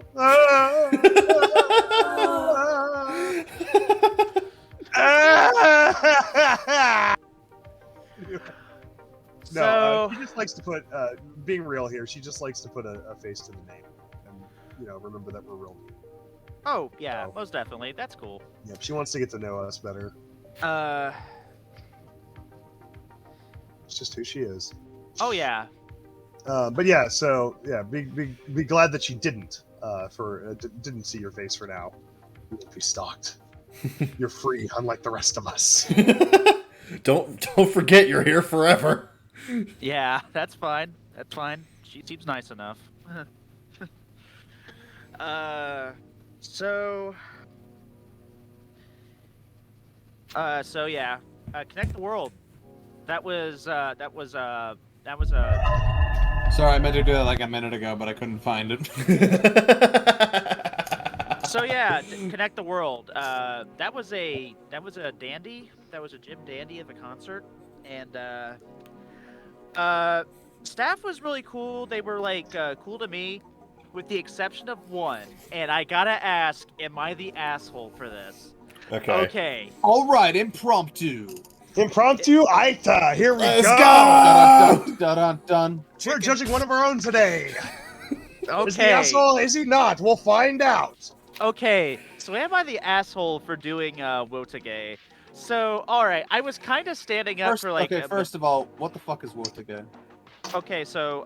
stick dancing. It's the motions for waving and swinging glow sticks along to okay. Oh, I thought there's like a style to that, like it's a fucking Jedi lightsaber form. Yes, there are styles. There are styles Yeah, and there's names for movements and stuff. There's Papachi, there's Ketcha, and then there's the standard wave, which I don't remember the name of. While you were studying the blade, I was studying the glow stick. Well, Right. I hope there's all, the Cyclone with the bright orange glow sticks. Yeah, there's also the Cyclone. Well, I hope you all confound the hell out of future archaeologists. Just watch Oshinoko, you'll get it. I did watch Oshinoko. I don't remember that term ever coming up. Episode 1, when the babies were doing the cheering. I know what they were doing, but they never described it as such. Okay, yeah. Fine. Okay, now I know. Continue your story that you're probably the asshole in. Okay, so I stood up through some of it, and one person came up to me like, Can you please sit down? Like, there's people, you're blocking some people's views," and they didn't seem to give a shit. And it's like, I don't know. Oh, were you it's like, standing? yeah. You shouldn't have been standing. Chicken. If you were sitting and doing that, then you're fine, but you were standing. So they don't want people standing, and all of us sat. Oh, all of us sat? Yeah, people were supposed to sit. Well, everyone who was, polite did. I don't know about people who hush. didn't. I mean, there were some. I mean, I stood up, but I was like, okay, but for like the really hype stuff, I stood up because I feel like this is something that you're supposed to do, like, at a Wotage. This isn't like this isn't a Taylor Swift concert or anything like that. No. You're actually wrong on that. You are supposed to sit in an environment like that because otherwise you're moving. You have neighbors. Said thing. You're much more likely to whack somebody in the head or something when you glow sticks standing up. Yeah. With everybody. So. All right, in this early preview round, we have determined KyubeThe3rd was in fact the asshole. Yeah, it happens. Wow. It happens to the best of us. To be fair, first time you were at that kind of a concert thing, and you haven't really been like like the thing with Mike is that he's been through a bunch of like idol fan meetups and shit. You haven't, so this is stuff that he's probably learned already. Yeah, you're an innocent babe, like the piss. Oh no, I just read the room. Right. I was just trying to have a blast. That's all. I mean, that's fair. Yeah, I know, but when you stand up, you're blocking somebody's. That's what you got to remember. You got to be courteous of the other people there who are all part. Yeah. So if the status quo is to stand up, like there are concerts which are standing room only, then that's fine. Yeah. They prefer you don't sit. But if everybody's standing, you stand. If everybody's sitting, you sit. It's like church. Okay? I can't believe. In more ways than one. Oh yeah. We're not a cult. Let me compare this fucking idol concert to church. Yeah. Like Well, church. it did feel like church at some points. But Yeah, no, yeah, that's what I'm enough saying. It's of. like you gotta read the room. You gotta read the room next time. and don't Anyway, stand. that's Don't block that's people's enough view. of me being public shamed. But anyway, We shame everybody on this podcast. It's fine. Especially Hey, you, the viewer. The Simpsons. Movie on the Movie. big screen. Yep. Thank you for getting my Simpsons movie reference. No, yeah. Are we done? Are we done talking about that? I think. Oh, then we have to talk about the flight home. So, I won't go into too much detail. Look, Yeah, please don't. We're almost 3 hours, and we need a second segment to do. Two and a half. look, the flight home was rough because I was sick, and 2 and 40 is almost 3, Kevin. Right. the flight home was rough. But we eventually got home, and then I had to call the day off after. I'll call the day off the next day from work because I was actually sick. So, and my voice was completely shot, and I couldn't hear out of either of my ears. Yeah. So, I had to just take. Were the you day bleeding profusely? No. But I was Okay, feeling so- miserable, and I did not feel like being at work. I hope that excuse is good enough for you. I mean, I'm not your boss, so. And didn't you have like a real bad ear infection too? No, it wasn't an ear infection. I thought it might have been, but it turns out it just it was just a massive cranial pressure from a headache. It was comical amounts of wax, the kind that Shrek would pull out of his ear and turn into a candle. No, I actually keep my ears rather clean, but anyway. Well, so does Shrek, and then he gets extra candles for his effort.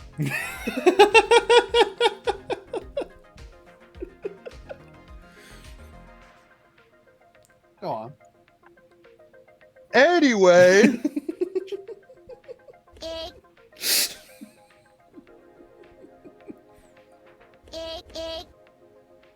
The fuck? You gonna continue, or? No, I'm good. The travel home was miserable, but we got home. I Okay.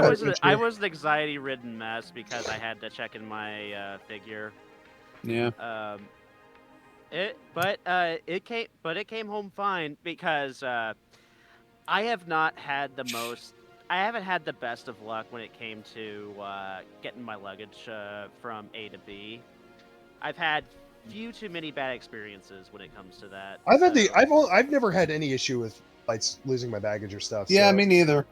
Maybe I just have bad luck. Who knows? It's entirely possible. You're cursed. Yeah. Ooh. Well, then that's gonna finally do it for this fucking segment. Okay. This beast of a segment that's longer than some of our actual episodes. We had a lot of stuff to do. Here's my ending thoughts on all this, though. All right. If they do another concert like this next year in LA, I definitely want to go, but I will not be. AX was a congested fucking nightmare Yeah. of a convention. So unless fucking like somebody I really admire is doing a fucking strip show or something at I like. fucking convention. You should leave a Yelp review where it's like, I've never felt more like a piece of meat than at this convention. Right, literally. So I will not be returning. I will not be returning to anytime soon. It was just not a pleasurable experience. It was a lot of waiting, a lot of getting up too early, not getting enough sleep, and being exhausted, sore, and headaches the whole time, and We're glad- malnourished and everything. We're glad you did, though, because now someone on our podcast has finally been to Anime Expo, which I feel gives us a lot of credibility in terms of being an ostensible anime podcast, and it didn't even have to be us. So thanks. Excellent. Yeah. Right. Well, All the clout, none of the suffering. I will continue to suffer for your clout anytime you want me to. Yeah, thank you. Thank you That very is much. the Appreciate nicest it. thing you've ever said to me. Now I just hope that we come back next year so we can go to Magic Mountain. Then I'll be. Yeah. So Oh, that's yeah, what we're going to do. I hear Gavin next time. Newsom loves that place. That's what we're going to do next time. Is we'll come back and we'll do things like go to the beaches, which are nice. Go see some of the country. Go to Magic Mountain. All those kinds of things. We're probably not going to go back to Anime Expo. You gonna go Like I to said, Knott's let's go Berry really- Farm?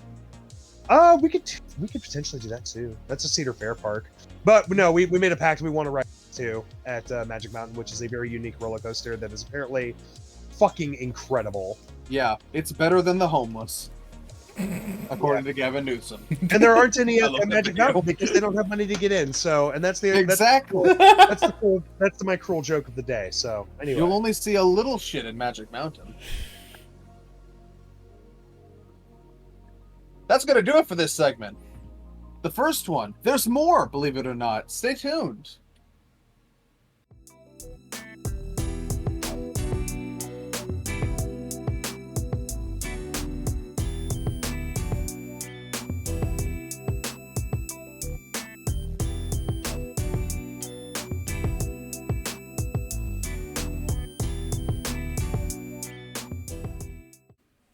Welcome back to the Baka Gaijin Show. Second segment, the Reddit dive. You know it, you love it, you've been waiting for it.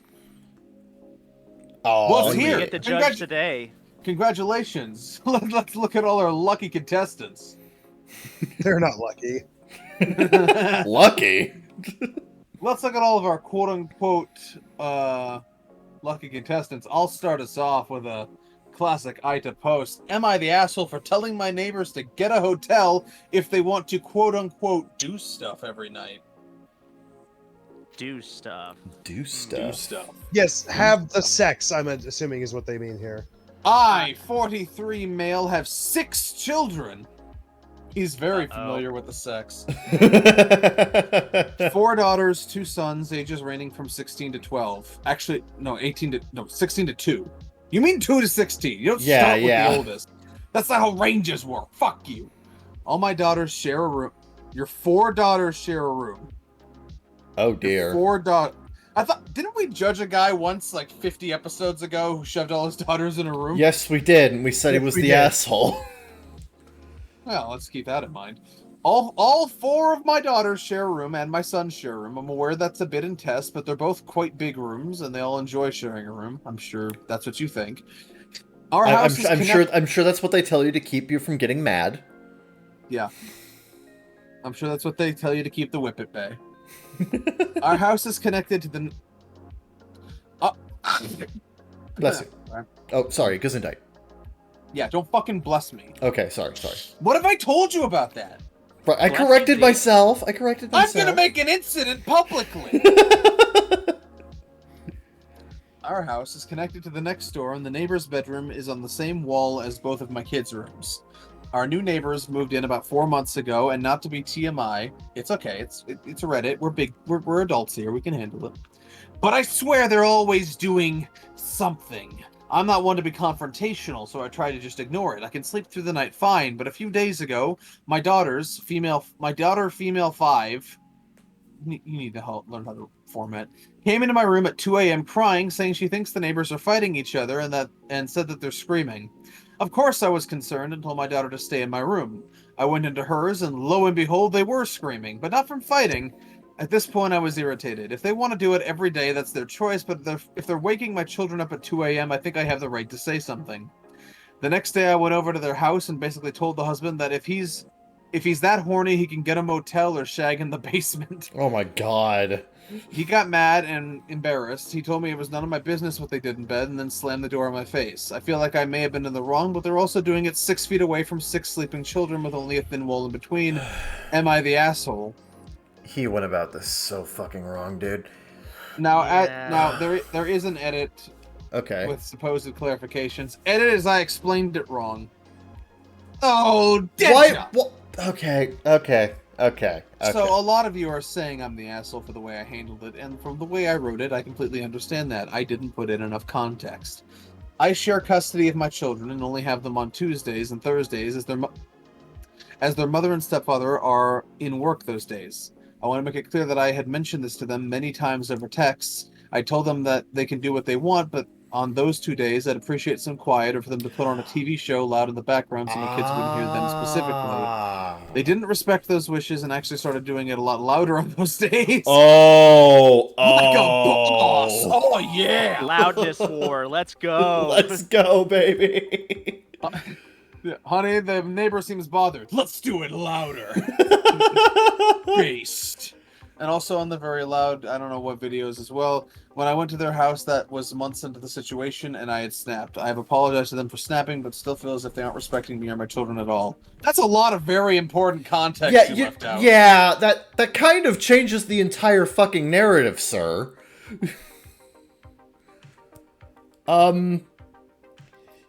Honestly, I'm more so just judging this dude for not realizing that the way he described it in the first place made him seem like a complete fucking dick. Yeah, my verdict here is bad writer. I really want to read top comment of this was cross-posted to Am I the Devil? Yeah. For some reason. But I really like top comment. This thread has really managed to rustle the jimmies of Reddit teenagers. I quote, I am in my own house, and I will do the fuck, and you will listen to the... I am in my own house, and I will do the fuck, and you will listen to the fuck while I do the fuck, because I am the king of fuck. Just as soon as I can make eye contact with a girl without a panic attack, I will be the king of fuck, and fuck you, mom and dad. Also, making children share a bedroom is a literal war crime.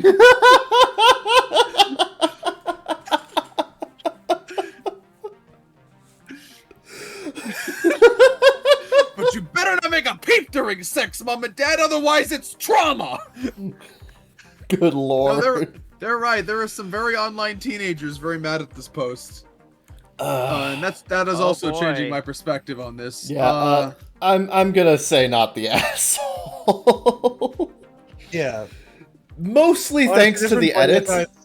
There's been plenty of times where I've been in a hotel and like the people next door at like 3 o'clock in the morning wake me up because the woman is like moaning uncontrollably.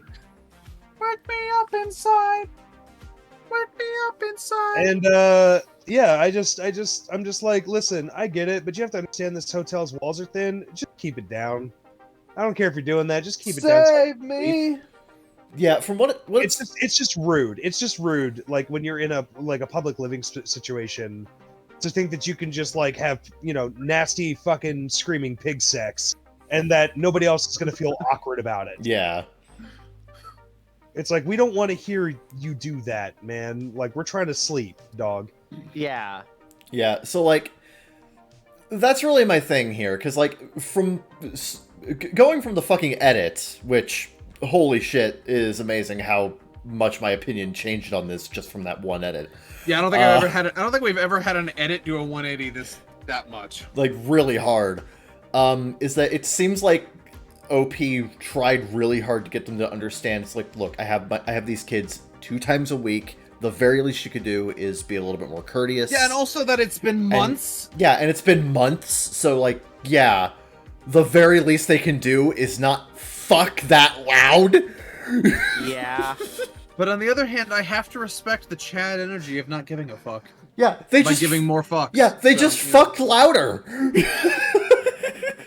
This is really conflicting. My urge to be a contrarian is really conflicting with my urge to give an accurate verdict. Contrarian answer is, your neighbors are Chads, fuck you, I'm the king of fuck! They're the king of fuck! They're pussy magicians. RCR reference. Yeah. Pussy!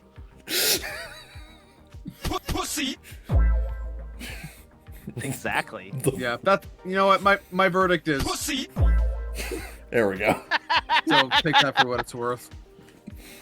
We'll just leave it at that. Sure. Kevin, are you ready? Siegfried, I'm ready! All right, here's one for you. Alright. Oh, it's a large Tifu. So large. Today I fucked up by convincing my boyfriend that girls have to shed their skin once a month. What? What? Do you need me to read it? The fuck? Do you need me to read it again? This started as a complete joke about a year ago. I was taking off the remnants of a peel-off mask I put a little bit on my shoulders because I got a couple of blackheads on there and wanted to see if it would take care of it. For all of the girlies wondering, no, it didn't really work at all. Well, my boyfriend walked in and asked me what I was doing, and for some reason I joked and said, oh, I'm shedding my skin since I just finished my period. You know how it works. He was really confused, but believed me immediately and started asking a ton of questions. I decided it would be funny to stick— Wow, he believed women. Oh my god. Holy shit. God! I decided it would be funny to stick with the joke and answer all the questions. Here's how it went. So, why do you have to do that? Well, you know how girls shed the lining of their uterus during their periods? It's kind of the same thing, but since skin doesn't contract, we have to peel it off. Does it hurt? Only a little bit, but it's such a relief when it's off. Do all girls have this? Yes, but we're all kind of ashamed of it because a lot of guys shame us for it, so now don't ask girls around you about it. Oh no. My poor, gullible baby boy. Well, once he mentioned it around one of my best girlfriends. I gave her a look from across the room and she went with it. Oh no.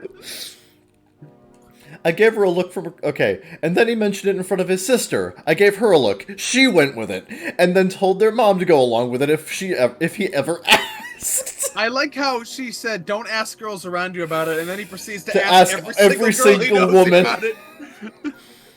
This spread around quickly. His aunt, my mother, my sisters, my female cousins, his female cousins, his grandmother, all of my female friends, all of his sister's female friends, everyone. What the fuck? This is a mass web of gaslighting. What's going on? I just want to know, like, two things. One, why is this boy so ignorant? Two, why is there a network of gaslighting girlfriends trying to make his life miserable? No, I don't Gaslight, understand. gatekeep, girl boss. Right, god damn. En masse. Oh my god. While all of this happened, his male friends found out about it.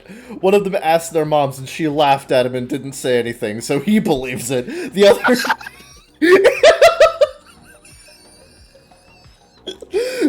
This has to be like 14-year-olds, right? They don't say ages, It but I has feel like to it has to be. It has to be. The others still believe it without question. This has spread like a wildfire that I could not control. At this point, I had completely forgotten about the joke, but earlier today I was sitting at the dinner table with him, and his family was just chatting, and I was scratching my shoulder because I got a really bad sunburn and it was starting to peel.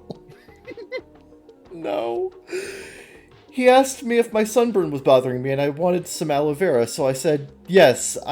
He said to me in front of the entire table, it must suck that your sunburn is peeling and you have to peel this time of the month again.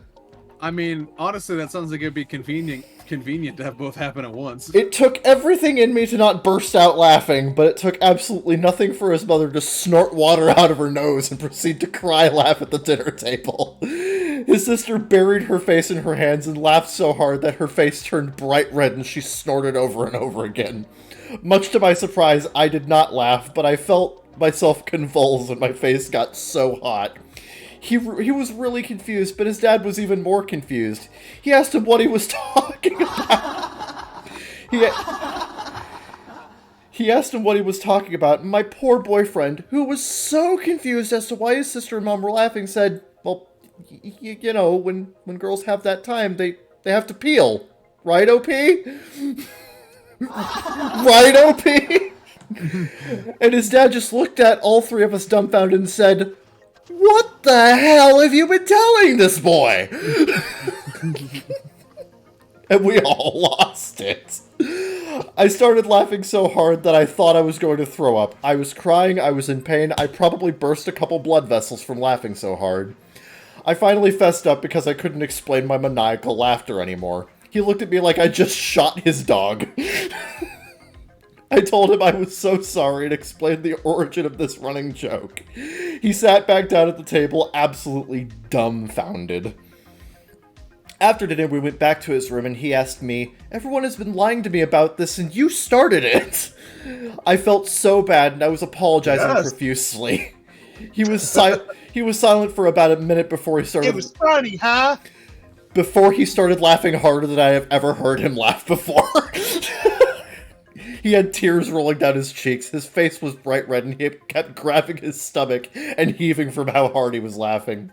He told me between heaves that he couldn't believe I had gotten every single woman in his life to convince him that this complete BS was real, and that he wouldn't believe periods were real at this point if he hadn't witnessed me curled up in the bathroom sobbing from cramps. We both laughed for a solid 30 minutes together. He jokingly chastised me for making him look like an idiot, and then we snuggled up and watched a movie together until I had to head on home. So maybe not a detrimental fuck-up, but definitely one that he will remember for the rest of his life.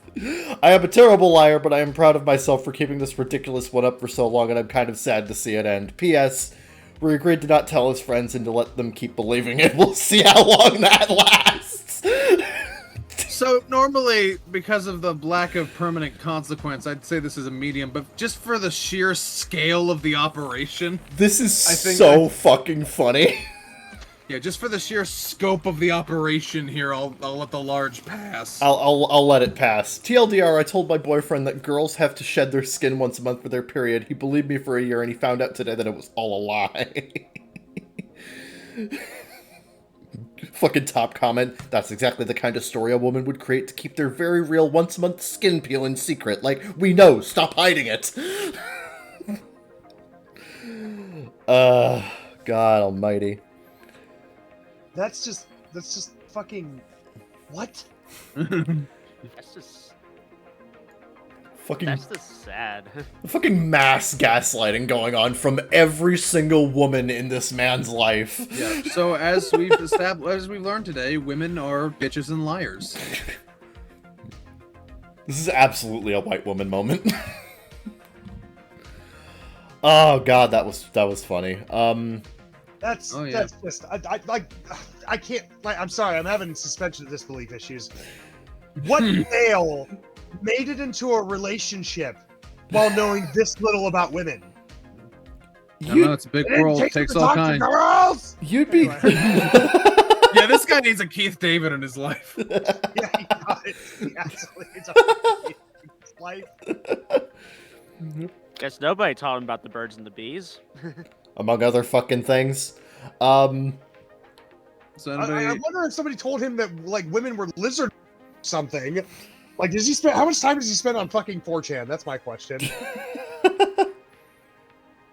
Well, nothing. He seems a little, probably not much. He seems very understanding towards this fake issue. He seems very, very, very innocent, very naive. Protect him. Like, protect this poor man. Good lord. Oh man, I love that. I love at the end. She's just like, but we're gonna keep the lie up around the others and see how long it takes for them to find out. Just every other guy. Yeah. You good to read, Saradan, or? No, I'm skipping. Okay. Okay. My connection's been kind of spotty in and out a little bit. I've been noticing while I'm talking, my pip goes in and out a little bit, so I don't want to hurt. I understand. A couple of words like being missed here or there. That's, we haven't repeat shit, so that's understandable. You want to read one, Kyube? Yeah, sure. All right. Let's see here. Go to my DMs. Here you go. Let's see. Oh god. All right, this one comes from r/am I the asshole? And the title goes, am I the asshole for calling her, quote, fucking difficult? Oh, she's the Dark Souls of women. Okay, let's get to the story. Long story short, my wife and I were evicted 2 months ago after the landlord sold the property. Given that my wife is a minimalist, we were able to rent out the smallest storage locker to fit everything inside, with the exception of one item, her recliner. We stored it somewhere over at my mom's house. We are currently living with my sister, who putting in home applications and house searching. It's been a bit stressful because my wife is not a dog person at all, and there are 4 pretty untrained dogs here. They are Aussie Shepherds, for those that want to know, who shed like there's no tomorrow. My sister and her husband aren't exactly on top of the cleanliness either, so there's piles of dog hair on the corners of the home you could probably make a rug out of. Well, my mom said that I need to move the recliner somewhere because she needs to store some of her own items that she doesn't have room for. I told her I'd come grab it tomorrow. I came home and told my wife about it, and my sister suggested that I bring the recliner and just stick it somewhere in the living room.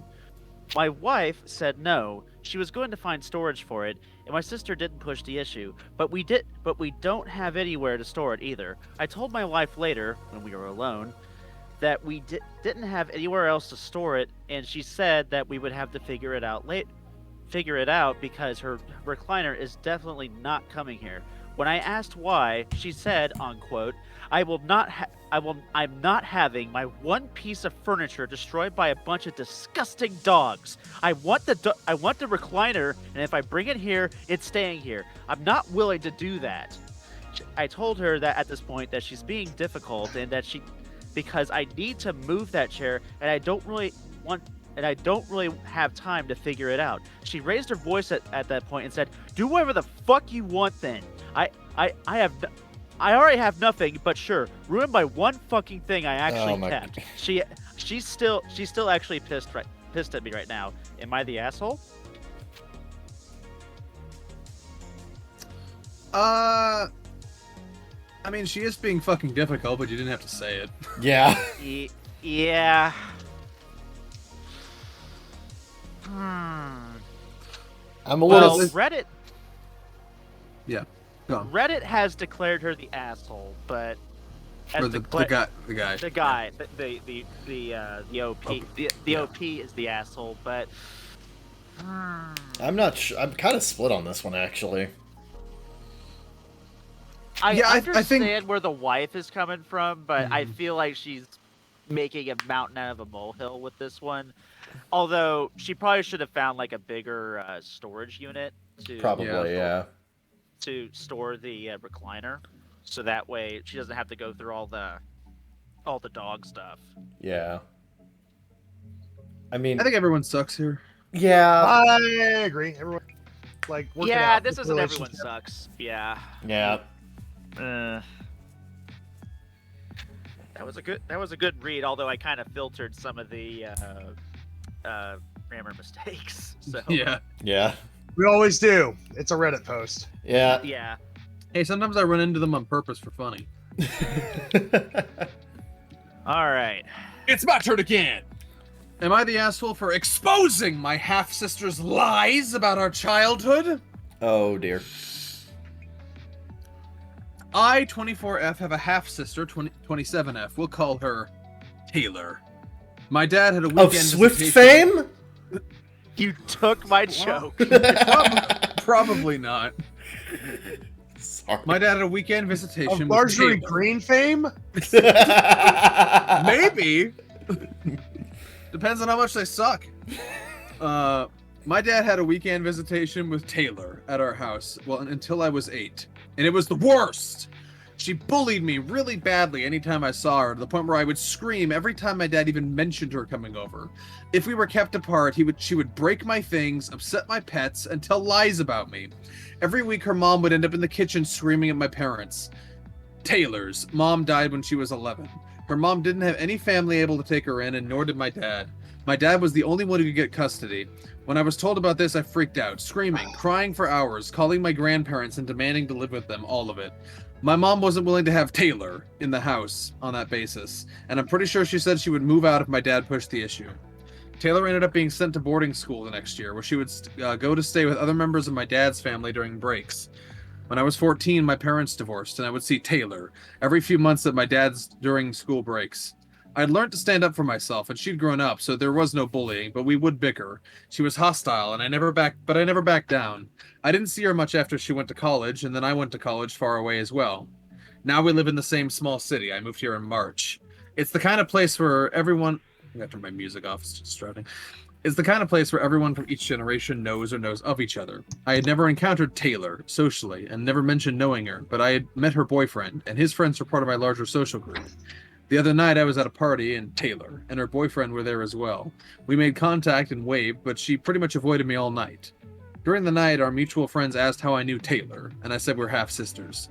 They all looked super uncomfortable, and I pressed for an explanation. So, basically, Taylor's been telling everyone that she was homeless as a child because her stepmother and half-sister hated her and demanded she be shipped off to boarding school and made her dad ignore her.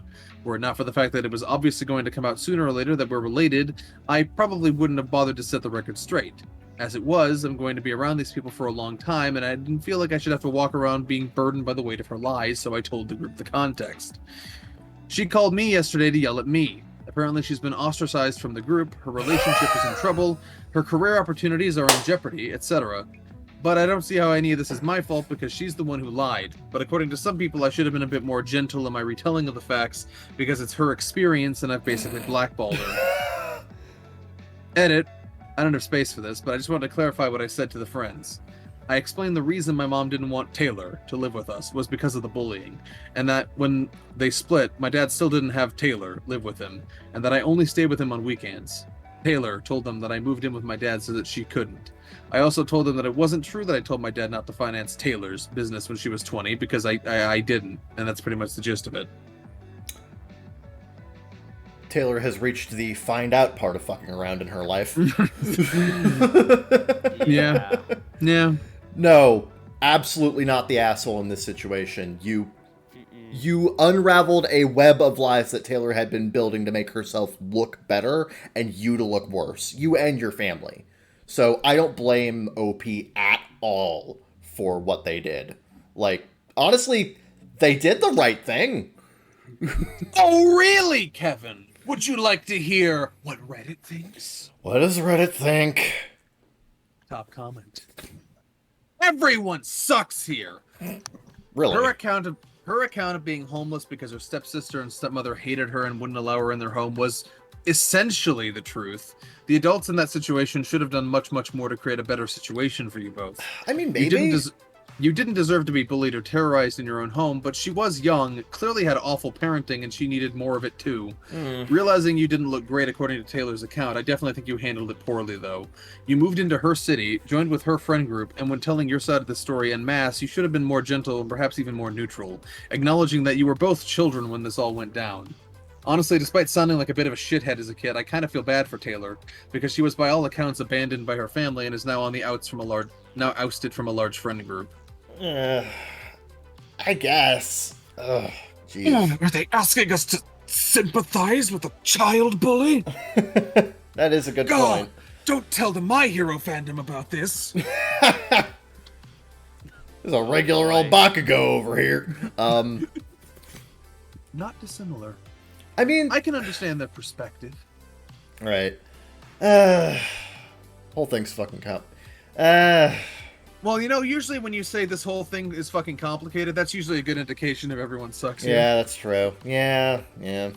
Yeah, I mean, this happened when they were children. They didn't ask for this. True. In the words of Adam Jensen, they didn't ask for this. True. Although I have to raise a bit of a question mark about the whole, you know, it was her experience kind of thing, because it's like, okay, but she was still wrong about a number of very key details about the situation. She misrepresented it, but also, yeah, from a kid's perspective, I can't necessarily say that she's entirely wrong. That she was is essentially abandoned. That is true. That is true. Yeah, I'll say everyone sucks here. Yeah. Everyone sucks! Everyone sucks. That's the only truth of life. Yeah, baby, we're all gonna fucking die! Let's go! I wasn't gonna take it that far. I mean, it's true, but like, I wasn't gonna bring that up. God isn't real! You killed him! Anyway. Yeah, everyone sucks here. Yep. The end. Except not the end, because you still need to send me one. Oh, that's right. And the story goes on.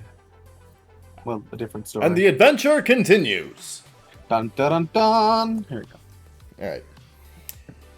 Am I the asshole for wanting to disrupt my wife's routine? Depends. Is she like a Dexter? Hello, everyone. In a bit of a bind at the minute regarding the wife and some visitors. My wife... I like to imagine when he says I'm in a bit of a bind, I imagine he's typing this while hanging upside down from the ceiling. Yeah, he's having to like... he's like hanging upside down with a pencil in his mouth, just typing it on his laptop. He's like hanging upside down above a table, and he's got his phone on the table, and he's like writing this with his nose, like... Yeah. Reddit, help me! Man, this is very well formatted for someone typing it with his nose. Hey, he's dedicated. He's a good Redditor. Ah, true. My wife, 31F, My wife!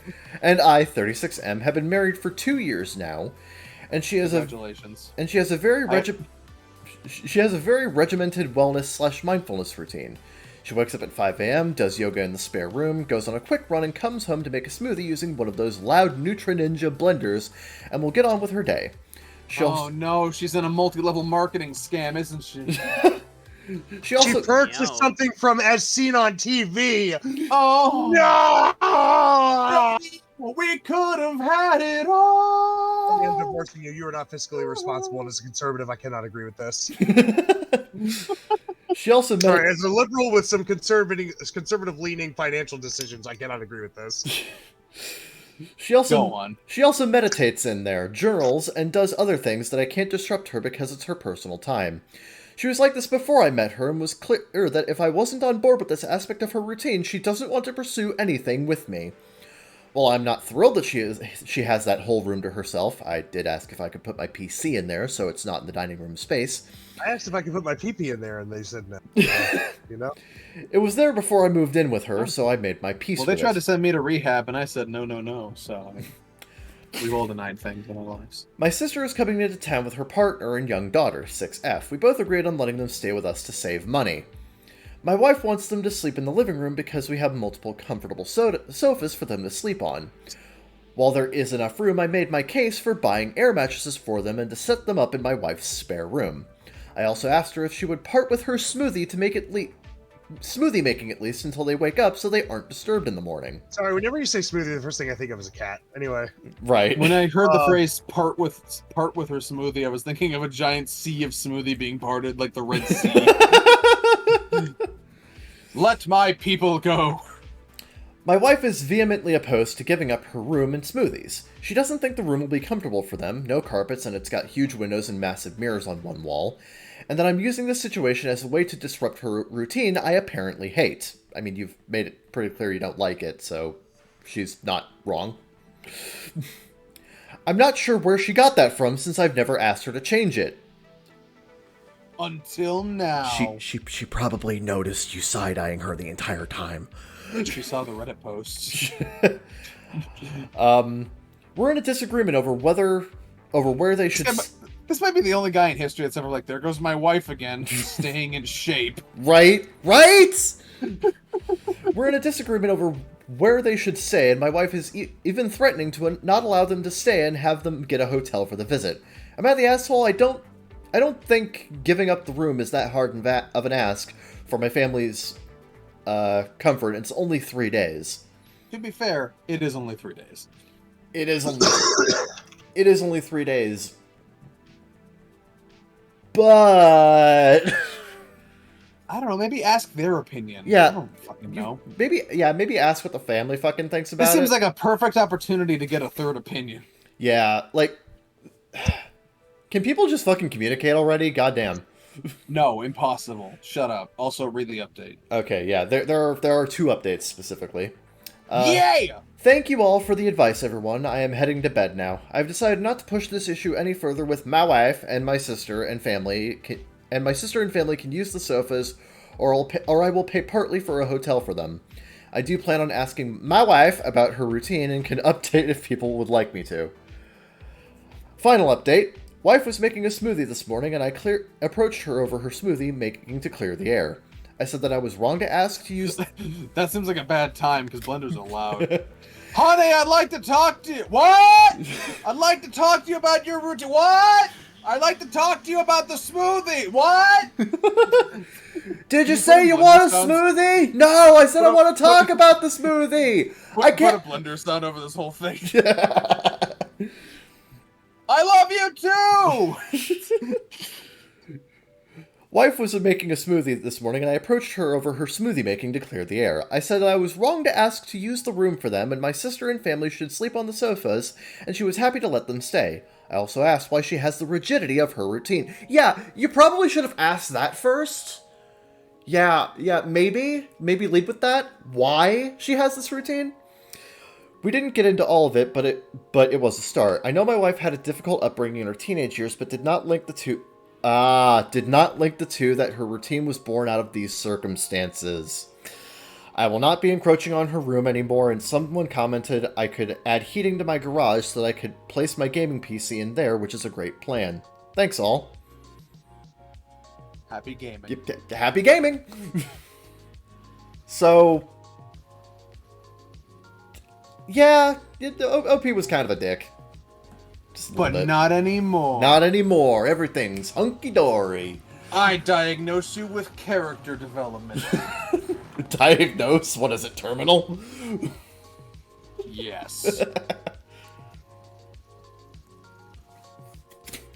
But yeah, was the asshole. Now no longer the asshole. Good job. Good job with that. Yeah. We're all proud of you. Congratulations. You get a gold star. Let's see here.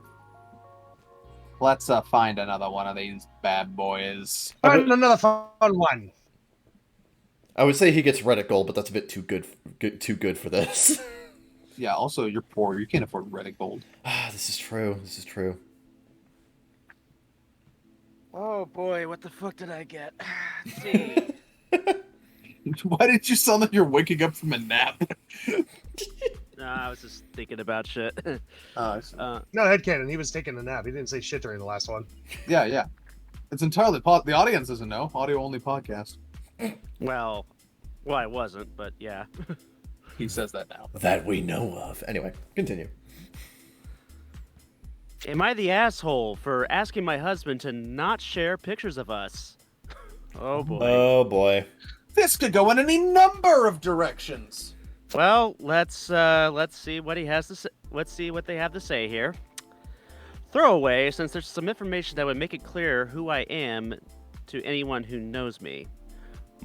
Friday night, my husband, 28M, and I, 26F, went to a nice dinner hosted by my husband's company.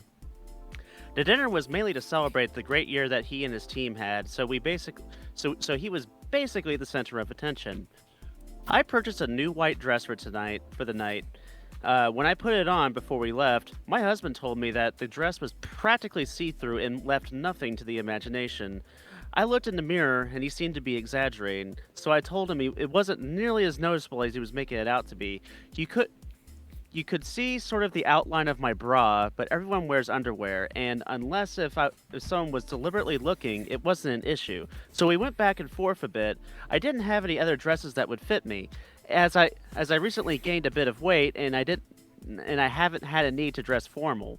He said that he would rather me dress more casually than wear that. After a bit of back and forth, he gave in and I wore it. We went to the dinner and I got to meet a lot of his coworkers and bosses. It was lovely.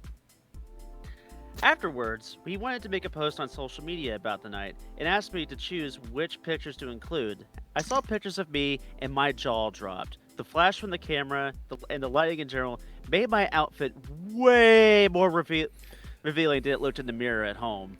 You can see every roll, every freckle. It almost leaves nothing to the imagination. I was completely embarrassed, and I told my husband not to post them. He told me that he has no pictures of him without me, so there's not really much he can post from the night. I asked him to Photoshop my outfit a little bit, just to make my dress a little less revealing, and he said that he doesn't know how to do that. After... Oh yeah, just Photoshop and it's easy, right? You just Yeah. click a few buttons and magic. No. Yeah, just, as they say. After an argument, I won and he agreed to not make the post, but he said he still wants to send some to his parents directly. And I'm sorry, Reddit, none of them look flattering. And they make me almost look naked, he said. He said since his coworkers and boss saw me like that, he should be able to show his parents as well. I feel like since my husband agreed that the dress was too revealing, he should be understanding that I don't want him sharing pictures of it with his family. His coworkers and bosses are one thing. I never have to see them again, but family is family. He thinks I'm not being fair. In his words, I insisted on wearing the dress, and now I'm preventing his family from seeing the pictures because of it. It's now Sunday morning, and he is not giving in. I just want to forget about the whole thing and move on.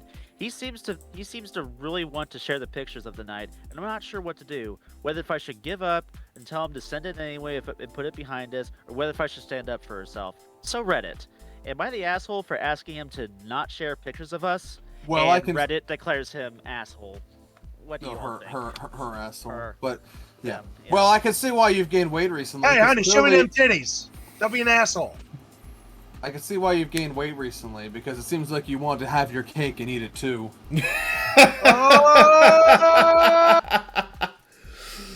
Oh, yeah, you man. wanted this. Yeah, You wanted this. Your husband like, here's my thing. Your husband literally warned you that your dress was see-through. And you didn't believe him. Then you went to the party, pictures were taken, came back, and now you don't want them posted. Everyone already saw you. That's the thing. Everyone already knows. So, like... And he even offered to not put him online and just send him to his pictures to his parents directly. Yeah, so, like, this is... Girl, And it was an important event for him. you literally dug your own fucking grave here. This is entirely Yeah. something you could have Picked avoided. your dress, now lay in it. Right? This sounds like a bit of a surprise Pikachu moment. It Surprise is. Pikachu face. It really is. Yeah. Like, it's... Oh, it doesn't seem that bad. Like, you're not... Everyone Spoiler. else is going It to be was that looking bad. at... It was that bad. Okay, like... You are the boots with the fur. Everybody in the club was looking at her. Her being you, of course. You really should... You really should have listened to your husband here. Like, really. Yeah, women, listen to the men in your lives. Jesus Christ. He was What trying have we to been help preaching you, and the you're last like, oh, it's 115 not that fucking episodes. Yeah, he was literally trying to help you, and you're like, it'll be fine. It was, in fact, not fine. This is entirely a coincidence. This is really turned into the women are bitches episode. Kind of. I don't read these before I grab them. I just look at the titles and then look at the thing. I just like glance at it. It is a complete mystery to me how every single episode seems to have a fucking theme at this point. And it happens completely at random. Anyway, OP, you're the asshole. Yeah. Yeah, asshole. Real asshole move, even. Fuck this person in particular. Let's find another one.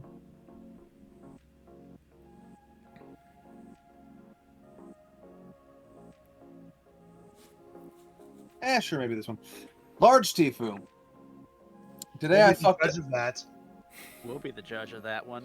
Today I fucked up by not lying to my mother. This happened about 3 years ago in the summer of 2020, the height of the pandemic. I, now 23F, so 20 at the time, met a guy on Tinder, and we immediately fell for each other, even though we couldn't meet each other due to the pandemic. After a month into us talking every single day, he, coincidentally, was by my town. I decided to go get myself some Taco Bell and was maybe going to meet up with him, but I decided by the time I had left my house, if I knew I was going to meet him, I would have changed out of my pajamas. On the 5-minute drive over, I decided I was going to finally meet him. I was super scared because I was afraid of getting sick, because it's, it's scary to meet a guy from online, because we really liked each other, all of the reasons. But I never take risks, so I figured, let's start now. The parking lot... I added that part. The parking lot would be super crowded at that hour anyway, so I called him and he said to come to the Taco Bell and park in the lot of parking. The parking lot, that's where you do it. We finally meet for the first time. The parking lot. The parking lot. Yeah. The lot specifically for parking. Parking lot. Car wash. And what? We finally meet for the first time, but I didn't want either of us to get out of our cars because I was paranoid about COVID. So, I get the Taco Bell and pull into the drive-thru. The line was super long, so I texted my dad that it'd be a while. My mom doesn't know how to text. Okay. Okay. It was about 11 p.m. After about 20 minutes, I finished getting my food, finally pull up to the car next to him. We both rolled down our windows and had a whole, oh my god, you're real? Oh my. Yeah. That happens. But I honestly, I understand. The first time I met Andrew in real life, I was like, holy shit, you're real. Andrew jump scare. Yep. Boom. What? Hey, that's how I felt when I saw Yago and Kason. Ah, true. It's like, wow, they're real. But I was skeptical because he looked super short, even though he said he was over 6 feet tall. Everyone says that on Tinder. Accept it. Yeah. Because they get auto-rejected if they don't. That's a whole separate issue. Yeah. He said that it was because he was in a low sports car and got out of the car to stand and show me that he was indeed tall. He starts walking towards my car door, and I grab the door handle to get out and give him a hug. As I look left to grab my door handle, I see it. My mother's car zipping into the parking lot and my Tinder's date's hand on my door handle. I scream, "That's my mom!" and start to freak out. He turned around and pretended to walk into the Taco Bell, even though the inside was closed due to COVID. Mind you, my mom and I are not close. She, luckily oblivious, pulls up next to me and starts screaming at me for not being home yet. It had been 30 minutes. Oof. Oof. I got so mad and said I texted my dad, but apparently his phone was off. I will remind everyone that this woman was 20 at the time. I asked my mom why she didn't just call me, and she said she didn't want me to answer my phone if I was driving. I asked her what she expected to do if I wasn't there, and said, we're driving home or still in the drive-thru. She didn't have an answer. I was, again, I said this, but she reminded us too. I was 20 at the time. I told her that I parked because I wanted to eat in the car. I had left the house maybe twice in the previous 4 months and genuinely needed space from that house, as this post can probably explain why. I have never done anything wrong or anything for her not to trust me. She's just crazy. So anyway, my Tinder date sneaks back into his car and pretends that he's just another random customer. My mom screams at me that I need to come home now. I'm sobbing my eyes out. My mom, this is fucking embarrassing in front of your date. I'm just going to point that out. My mom leaves the parking lot and obviously expects me to follow her home. I look over to my Tinder date, who's in his car, and I say, I have to go home. I'm so sorry. And drive home through my sobs. Literally just, I have to go. Through my sobs. I never got my hug. Aww. As I'm driving away, I can tell he has his head in his hands, and I think he was crying too. We were already basically in love with each other at this time, and our first meetup was ruined. I got home, and my brother was waiting up for me in the living room. My god, they acted like I had been gone for 3 days. I was home in less than an hour. I left my house at 11 p.m. I was home by 11:40. I don't know why my brother didn't even try to text me. I have been checking my phone meticulously the entire time in case anyone texted me. Before the pandemic, I would go out all the time until 3 a.m. and my mom would always call to check on me. I don't know why this time she decided she was just going to show up herself. My date got home, I called him to apologize. I fully expected to never hear from him again. I told him that my mom is crazy, but he finally got the dose of it. To my surprise, he stayed, but we didn't properly meet again for a whole month after that. Fast forward 3 years and we're still together. My mom doesn't know how and will never know. But yeah, I usually lie about where I am these days. You should have lied to your mom. Should have lied. Yeah, you should have lied to your mom. Mm-hmm. Your mom's a dumbass. Yep. But this is not a large Tifa, so fuck you. Yeah, it's medium at best. Medium. There were no lasting consequences of this. Yeah, it's just my mom sucks. And ruined my first date. My mom sucks and I'm embarrassed about it. Oof. Large Tifu. Well, the large fuck up was tagging it as Lord Fuck Up. Fuck you. This keeps fucking happening. Yep. Rejected. Yeah, Alright, get a rock stuck in your ear for 13 years and come back. Okay, that was an extra large file. I know, yeah.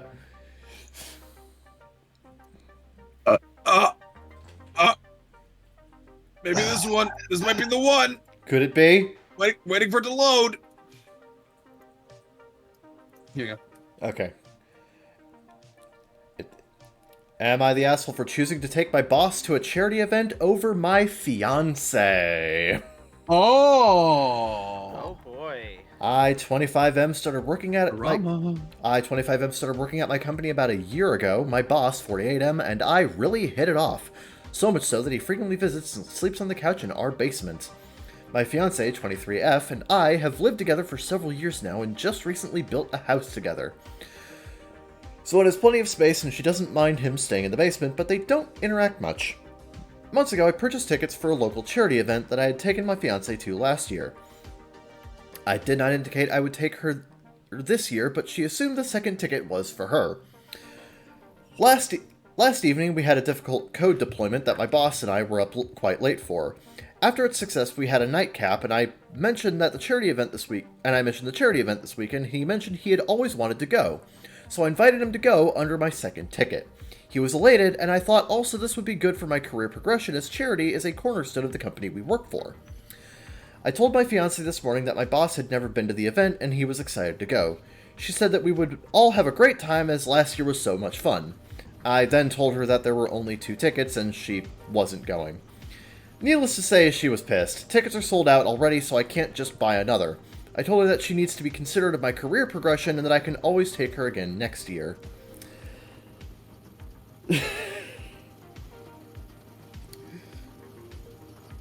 Okay, so Reddit thinks he's the asshole because they're weirded out by his relationship with his boss. Yeah, so But that's another thing entirely. But who fucking cares? Yeah, that's kind of a sidebar, honestly.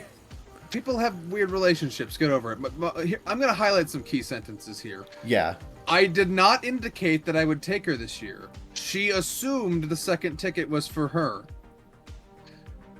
Then later, I told her there were only two. I told her that she needs to be considerate of my career progression, and I can always take her again next year. This guy did everything right. Yeah, and she literally just assumed the ticket was going to be for her immediately and got mad when it wasn't. Yeah, this post has just gotten bombarded with a bunch of "if it were me" bros. Right? Yeah. If it were me. Oh, If it were me, I would have treasured my woman. Fuck off. Stand aside, beta male. I was gonna say 90% of you fuckers constantly talk on Reddit about fucking the way you treat women. I don't think that's true at all. These are probably the same people that say, Well, divorce him, divorce him, divorce him. Well, if it were me. When was the last time you fucking traveled to Europe? Well, clearly I, paragon of virtue in this situation. You fuckers need to learn the long con. Okay? It's better for both of them in the long run for this career advancement to hit it off. Yeah, exactly. That's true. Like, And again, never promised it, never indicated it. All assumptions on her part. Yeah. Even says even promises to make it up to her. yeah, I can take you next year. He My literally verdict says is that. OP. Yeah, my verdict OP is literally Jesus Christ, and Reddit sucks.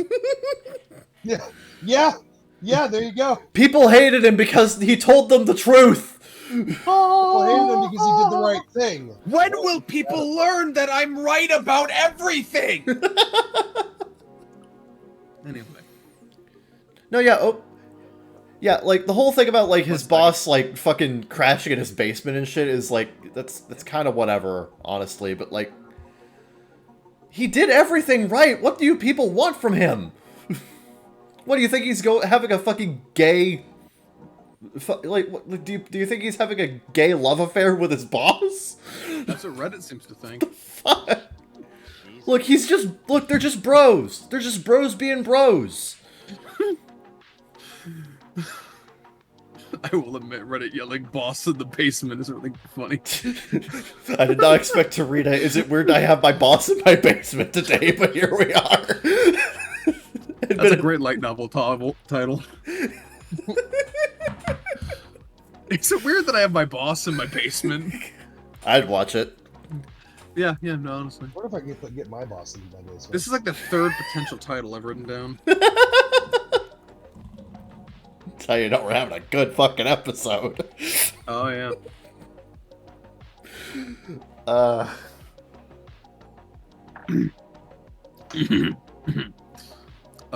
Let's see here. Do. Waiting for it to load. All right, DMs. Keep also to this one.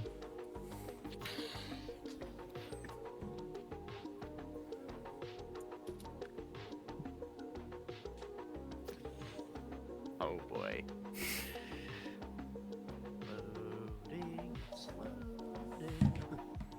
Loading. Reddit's a great website. I can't believe how long it takes to load text. Okay. From r/am I the asshole? Am I the asshole for quote unquote stealing my sister's in-laws? Is it weird that I have my sister's in-laws in my basement? Depends on the crowd you're with. You stole fizzy lifting drinks! You stole my sister's in-laws! You receive nothing! You lose! Good day. Good day, sir! Continue. Okay. I always thought that my sister, 27F, and I, 25M, have a decently close relationship until a few years ago, when it came out that she thought of me as a quote golden child. She held resistance towards me for Resentment. She held resentment towards me for things I just looked at as typical, more relaxed treatment of the younger child in the family. Well, that's a sentence. I honestly thought the whole thing was pretty silly, since we were both years out of being under our parents' roof at this point. So we went a while without talking. We saw each other at family events. We didn't really speak. I was invited to an engagement party as a form of an olive branch extension. I was there to meet her. It was there I met her future husband's younger brother, and we immediately got along. The two of us got to know each other and spent about a year as friends before making things official around a month before my sister's wedding. I love his family so much. His parents are warm and inviting in a way that feels so genuine, even before I was introduced as a significant other.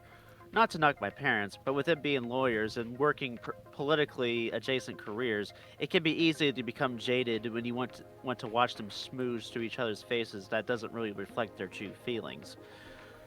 I was the first person he brought home when he met to meet them and they met. Okay, hold on, let me do that again. Okay. I was the first person he brought home to meet them, and they made me feel like a part of his family. Immediately, their youngest brother have been equally as welcoming, and they regularly schools me in Overwatch 2 by staying alive longer than I ever could. Oh, based? When I told my sister this, thinking it was something that we could bond over, she was angry again.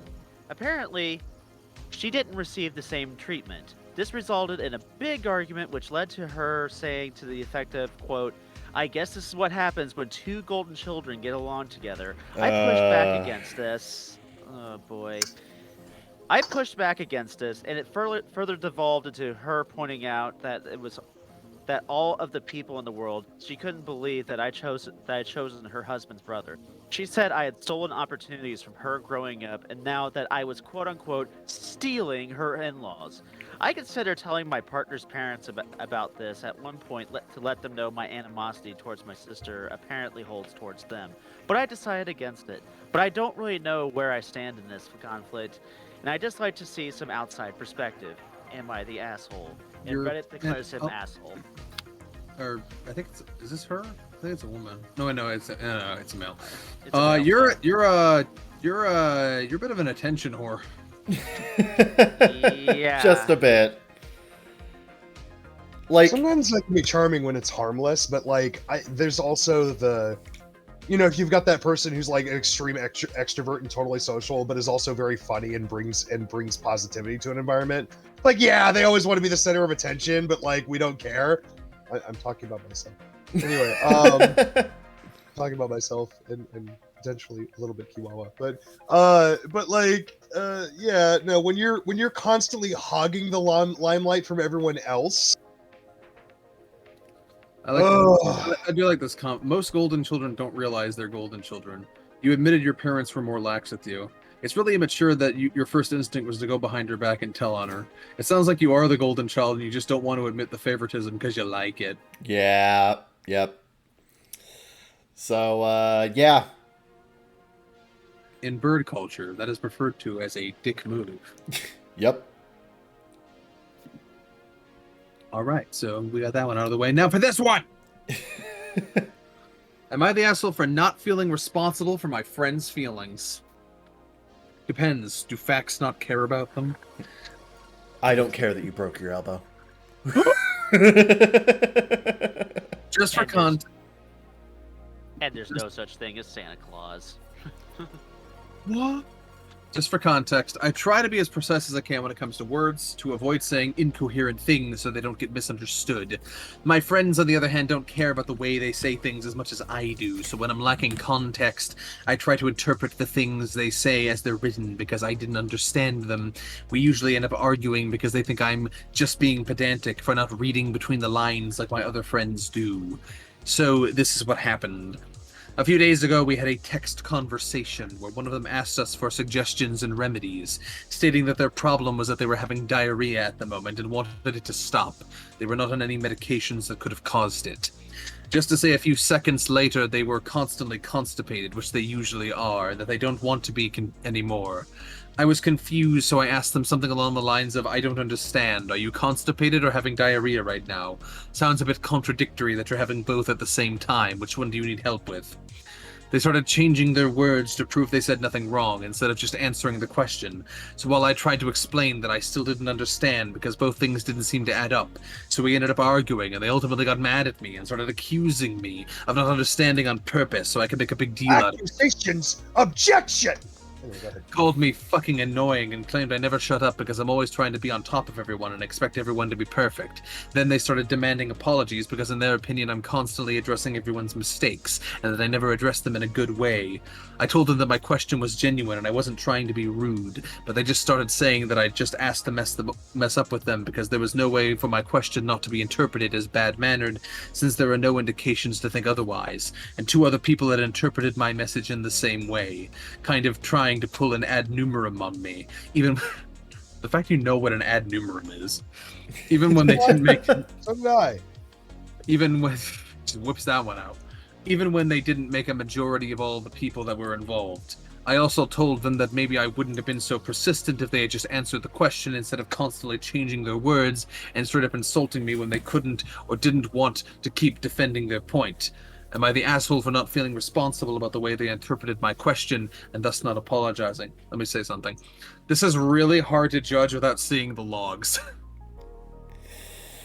Yeah, this is entirely dependent on context that we do not have. This is 100% he said, she said. Yeah. And without a chat log, I don't know what to make of it. Yeah, so I'd like to take OP's side because I've been in that situation. You know, I'm autistic. Yeah. I misinterpret things. I don't always, you know, sometimes I ask questions that seem obvious to everyone else. It might be one of those situations. They did seem to gang up on him very quickly, but also it's his perspective, so maybe he's exaggerating somewhat. I don't know. Again, this seems kind of impossible to judge without the log. Yeah, so I'm gonna have to say info on this. Yeah. But there is not an edit, a postscript. Oh, really? This guy really is dedicated to being correct. Literally, this is the first time we've ever had an actual postscript. But then he ruins it by adding edits after the fact. So is it a postscript or an edit? Come on. Anyway. You be the judge. Postscript. English is not my or any of my friends' first language. I'm sure some things in the post may end up being confusion.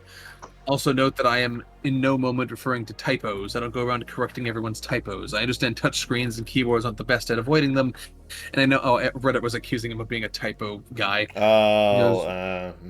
Minor spelling mistake. I win the argument. Edit tried to clarify what I tried to say because some people told me they didn't understand what I wanted to convey. Also, to everyone calling me a hypocrite for not making perfect use of English as I claim to, maybe you're just assuming it and missed the postscript where I clearly state that English isn't my first language, and I'm aware that not everything I wrote in the post will be perfect, or maybe you missed... Okay, it goes on, and it goes on, and it goes on. Here's the thing. Reddit is projecting a lot of things onto this guy because he gives very abrasive vibes. Right. So there's a lot of projection from Reddit going on here. But I'm going info because I don't have the logs. I can't tell who was the asshole in this incident because I don't know what the incident was. Yeah, he might just be acting abrasive because he's upset about the fucking situation and just wants to be, he just wants people to understand he's fucking right. So like, right. Well, because from his perspective, as far as I understand it, all he did was ask a question that they refused to answer, and then they dogpiled on him for insisting on answering the question when the guy was trying to get help. Yeah. So info. I don't fucking know. Yeah. There's just a big old fucking question mark here. Uh-huh. There seems to be a gaping lack of knowledge where answers should be. And we're going to leave it on that note. Let's go to the lightning round. All right. Lightning round! Yay! Let's This is go! where we go to on unpopular opinion and find some unpopular opinions. Are these opinions popular? Unpopular? Do we agree? It again? We'll find out. Probably. I do that a lot with these people. It's true. It's true. Unpopular opinion: hygiene should be taught in more detail in schools. Yeah. Probably. Yeah. Yeah. Yeah. Yeah. I Yeah. can agree with that. Yeah. That's an agreeable idea. Yeah. I mean, health class is a thing, pretty much starting from like. I don't know if that's really teaches. Like it does, but it also doesn't. I think it's really dependent.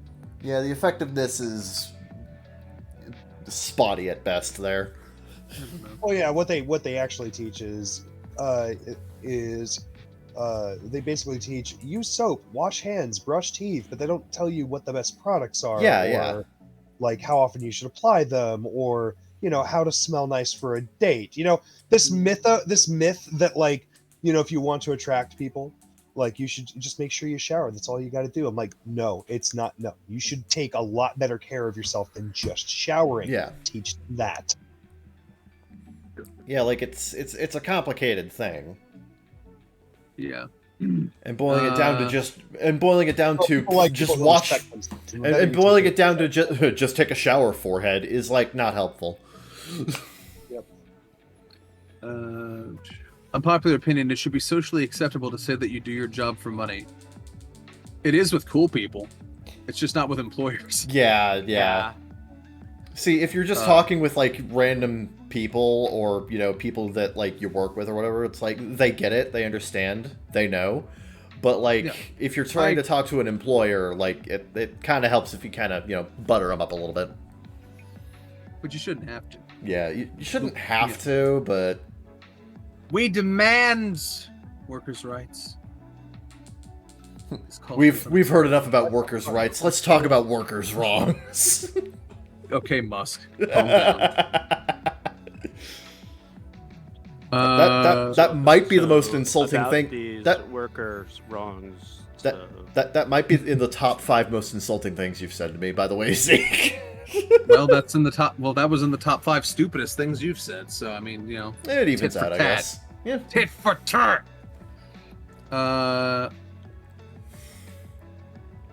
Unpopular opinion: I don't see the Mona Lisa as a special artwork. Oh boy. I guess you had to be there.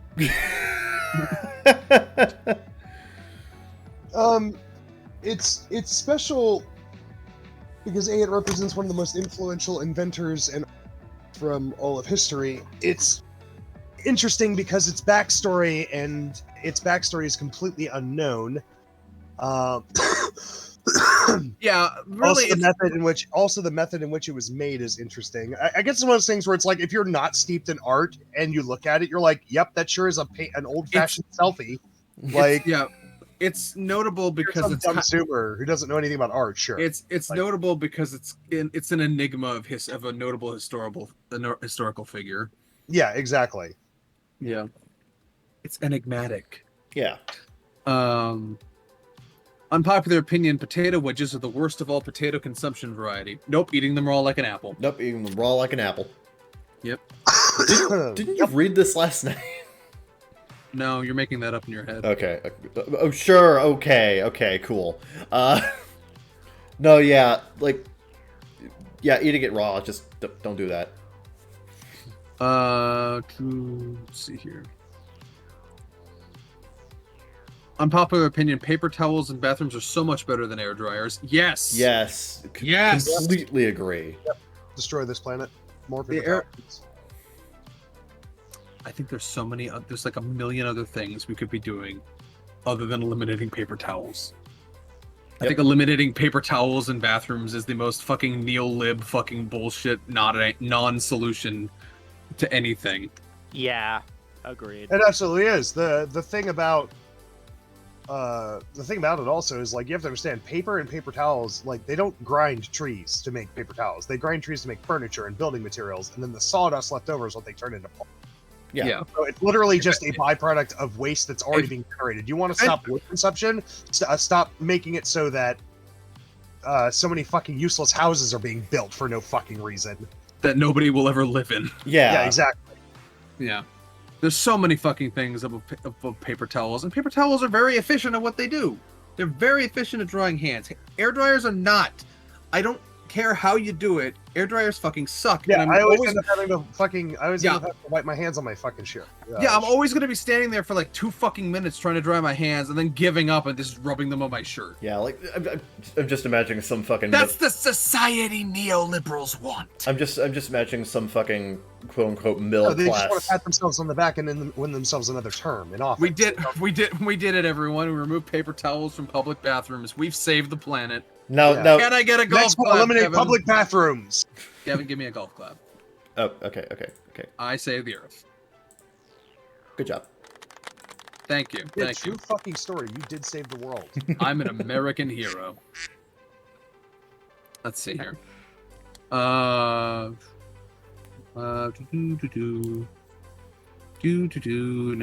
Nope. There's a lot of There's like 6 different ones in the row that are like, most celebrities are not good role models. Fuck, I don't care. Yeah, Whatever. that's whatever. Most are not. Yeah. Yeah, but I didn't need 6 Reddit posts to tell me that. It's not unpopular. Yeah, if there are 6 different people saying the exact same fucking thing, I wouldn't say it's unpopular. Unpopular opinion, it's super annoying when people call a period of months an anniversary.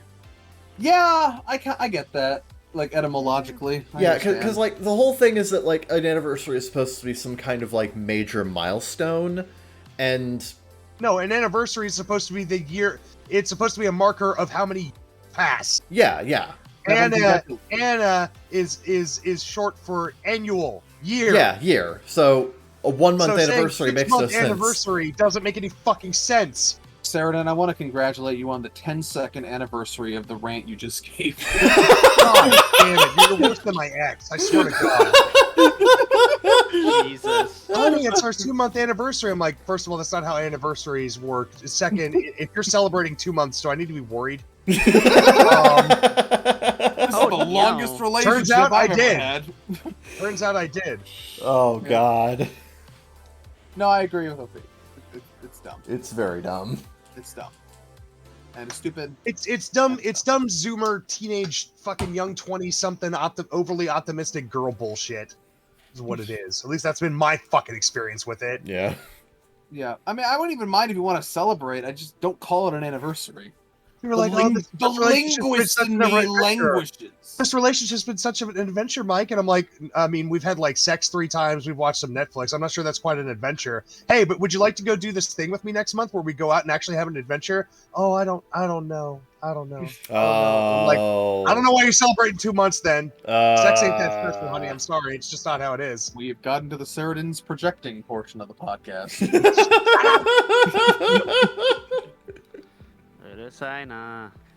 Let's see here.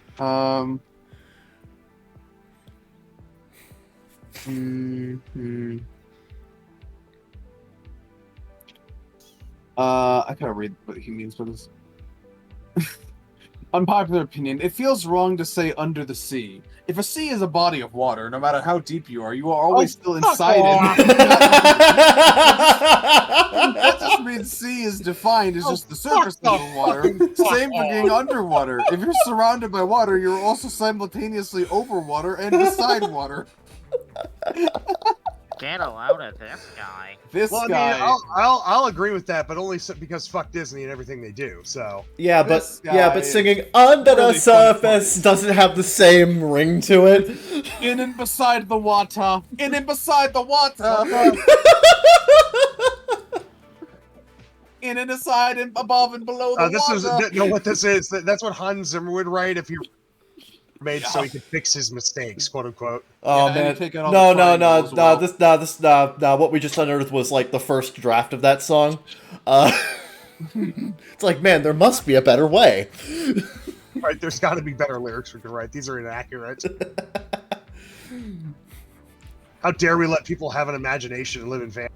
Of course, I just see going on our records about girls doing the same thing, so maybe I'm being a hypocrite here. God, talk about the fucking music. To talk about the fucking music changes just reminds me of the fucking Rogue Triangle Bandit.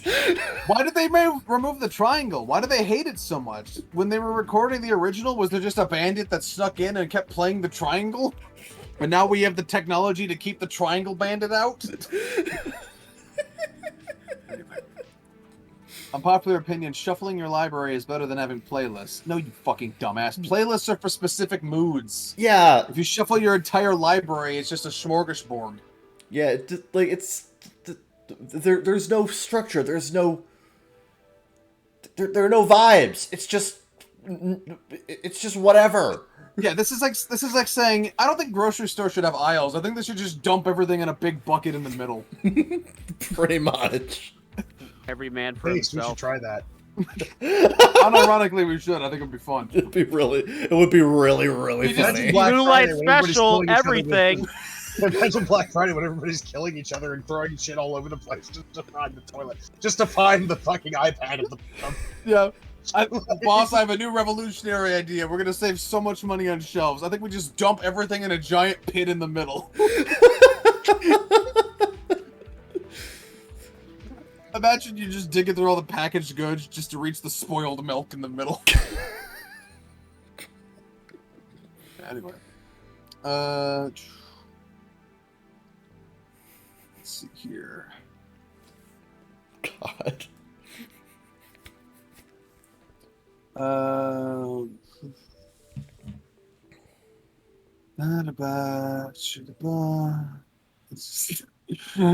Unpopular opinion. One Piece fucking sucks ass. I just read that one because it's funny. I'm not sure that's unpopular, but I'm also sure it's not... you can go either way on that one. That is an opinion, sir. I will give you that. There are a lot of people who would agree with you. There are a lot of people who would not. Yeah, I don't feel like edging that fight out here because we've already been at this for 5 hours and we'd need 5 more to get that one set. Unpopular opinion. The broccoli haircut is by far the best hairstyle if you're a guy with curly hair. You mean the Tyler cut? It's called the Tyler It's cut. called the Tyler cut. It's called the Tyler cut. Let's see here. Can we get much higher? I'm sorry, I gotta figure what the hell is this opinion. Kit Kat, unpopular opinion, Kit Kats are gross and make me want to throw up. Kit Kats are actually nasty and don't even deserve to be a thing. If it came between eating 10 small Kit Kat bars and dying, I would choose to die. Those things make me want to vomit. They are actually the most dog shit chocolate ever and dry your whole mouth up. Drink water. You, sir, are fake news. Sir, no.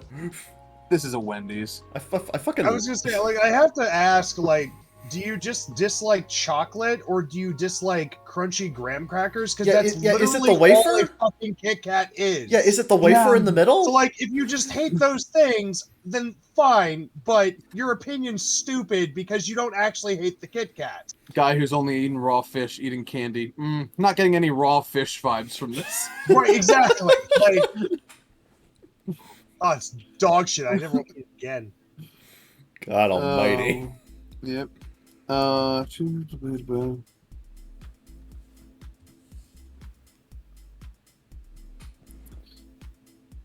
God, fucking damn it. This sucks. This sucks. This sucks. This sucks.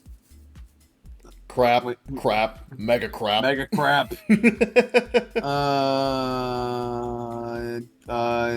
Unpopular opinion: the majority of advice is extreme. Kill yourself. There you go. You stole it. You should kill. Stole it. I was gonna say it. You should kill yourself now. You should kill yourself now. Unpopular opinion: shopping is a chore.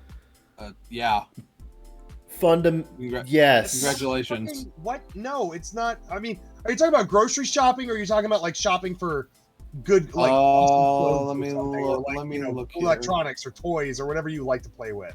Okay, I can't understand why people enjoy shopping. Making a day out of going to the mall or outlets, even spending a whole day on vacation, walking around town and shopping. It is mind-numbingly boring. I'd rather go to the beach or the pool or the movies or almost anywhere else for a day trip than go shopping and either buy some. I like to imagine this guy is writing this as his mom is taking him to shop. Yeah. That's what I was about to say. That's what I was about to This is say. written by a fucking teenager or something, Yeah, like a 13-year-old whose Oh, this mom mom- is forcing him to go on her shopping dates. Is your and he's mom never actually currently been in to the mall. Walmart? Did your mom find a friend in Walmart and is chatting for 45 minutes and you Right. will let you leave I was just right gonna say, now? I feel like this person either that's the case, or he just doesn't have any friends to go with, because Yeah. like going to the mall is a social experience. You go I also- out. You go out to look at a bunch of bullshit you want to buy, and then your friends egg you on to buy it. Then you buy it. Then you regret it later. You all have a good laugh. Then you go get drunk at the, I also- fucking bar, or you go I eat also- shitty Chinese food. I also That's just all. I also just want to point out how this guy spells necessarily. Nescarill. To be fair, that's a tricky word to spell. Necessarily. Okay, Necessary has yes, always but- kicked my ass. Yes, but he spelled it Nescarill. Nesse or ARY. But Yeah. it took me 2 years to fucking remember that without Yeah, spell but check. this is not just a little wrong. He said Nescarill. Oh, well, that's fucking stupid. Or Nessa Scary.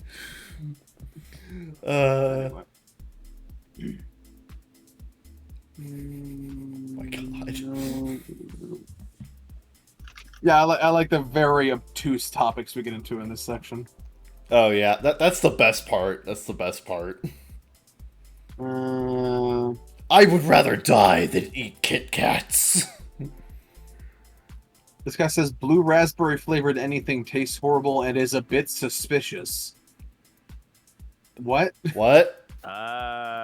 What do you think the blue Yeah. raspberry is going to do to you? This tastes blue. I don't get it. I don't get it either. What does he mean? Is he afraid of it being chlorine or some shit?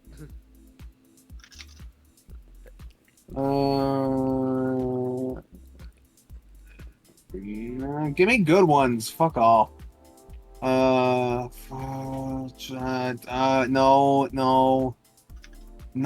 What? No. Oh, this sucks. What are these? Terrible. Ass. Find me a good one to fucking end on. Jesus Christ.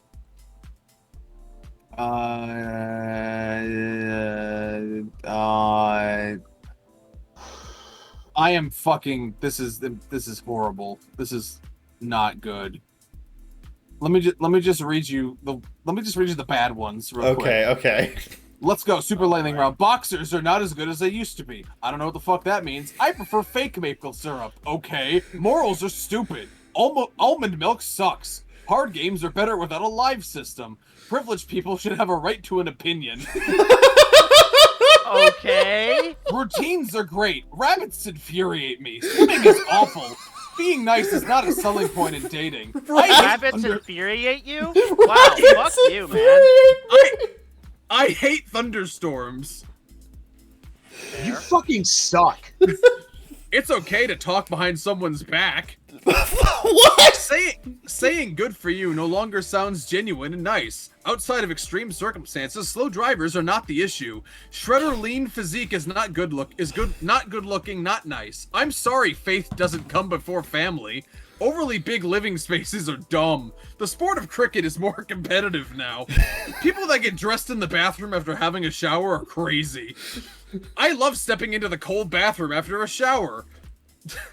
Shot callers are abuse, and anyone who uses them does not deserve to have a dog. Black Sabbath was much better with RG Day than Ozzy. Foreplay and aftercare is just as important as sex. I hate the movie Pulp Fiction. Fish and chips taste better when you're not at the seaside. Stop always saying it's not your fault. Comedians aren't funny. I don't understand why people take every break at lunch with their coworker.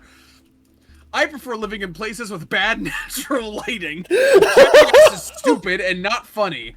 I think Mario Strikers Battle League is a good game. Most places put way too much sauce on wings. There's a lot to deconstruct here. Slow down. The multiverse is a creative callback to comic book movies. Margot Robbie doesn't give me Barbie energy. The bottom bunk is better than the top bunk. I hate when people overreact to stuff. When buying a video game, there should not be DLCs. Social relationships are exhausting. Oh, now you personally attack me. Okay, I see how it is. You fucking piece of shit. Come here. Peeps are the best candy to exist. Spaghetti is overrated. I like eating the leaves on strawberries. I think all of the Hangover movies are good. Steak dishes are boring compared to most meals. Pablo Picasso was an awful artist. Any office job shouldn't be respected. Working with the public and retail is work. Popcorn and movies are a terrible combination. Wimbledon tennis has become the sports of peasants. Pets are a disaster in office spaces. FIFA needs to change the clock rules so time stops when the play stops. Never go to bed angry is bad advice. Unlike dating is the norm, I say it shouldn't be. Harry Potter is really overrated. It's okay to be over-emotional. People shouldn't be so scathing when giving negative reviews. You're not a game dev unless you actually produce something. Are you... Being rich sucks. I like chewing the fish oil pills before swallowing them. Oh, finally, I found one I can relate to. VTubers are cringe, lazy, and fake. That's it, we're ending on that one. We're ending there. There we go. Thank you for listening to the Baka Gaijin show. I disagree. I disagree. Thank you for listening to the Baka Gaijin show. If you want to be part of the show, you can join our Discord server, link in the description, or send an email to all of you who think that opinion has merit, I'll see you in 20 years when we're the future. Anyway, the future is now, old man. Send an email, bakagaijinshow@gmail.com. Follow us on Twitter, all of us collectively, at ZeekFreak, at CCharmanderK, at Saradin Cedranor, at KyubeThe3rd. We'll see you next time. ZeekFreak out. Ciao, ciao for now. They tell me that I'm never gonna make it. They want me to do something that could make sense. They hate when I keep dreaming I'll be famous, but I don't give a fuck, I'ma keep chasing.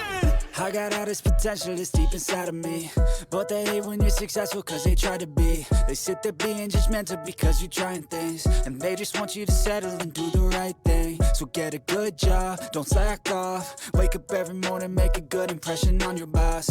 Don't do anything that I wouldn't do, and when you're making money, make sure you don't spend it too soon. Fuck that, I'll do what I wanna do. I got a different path from everyone, and that includes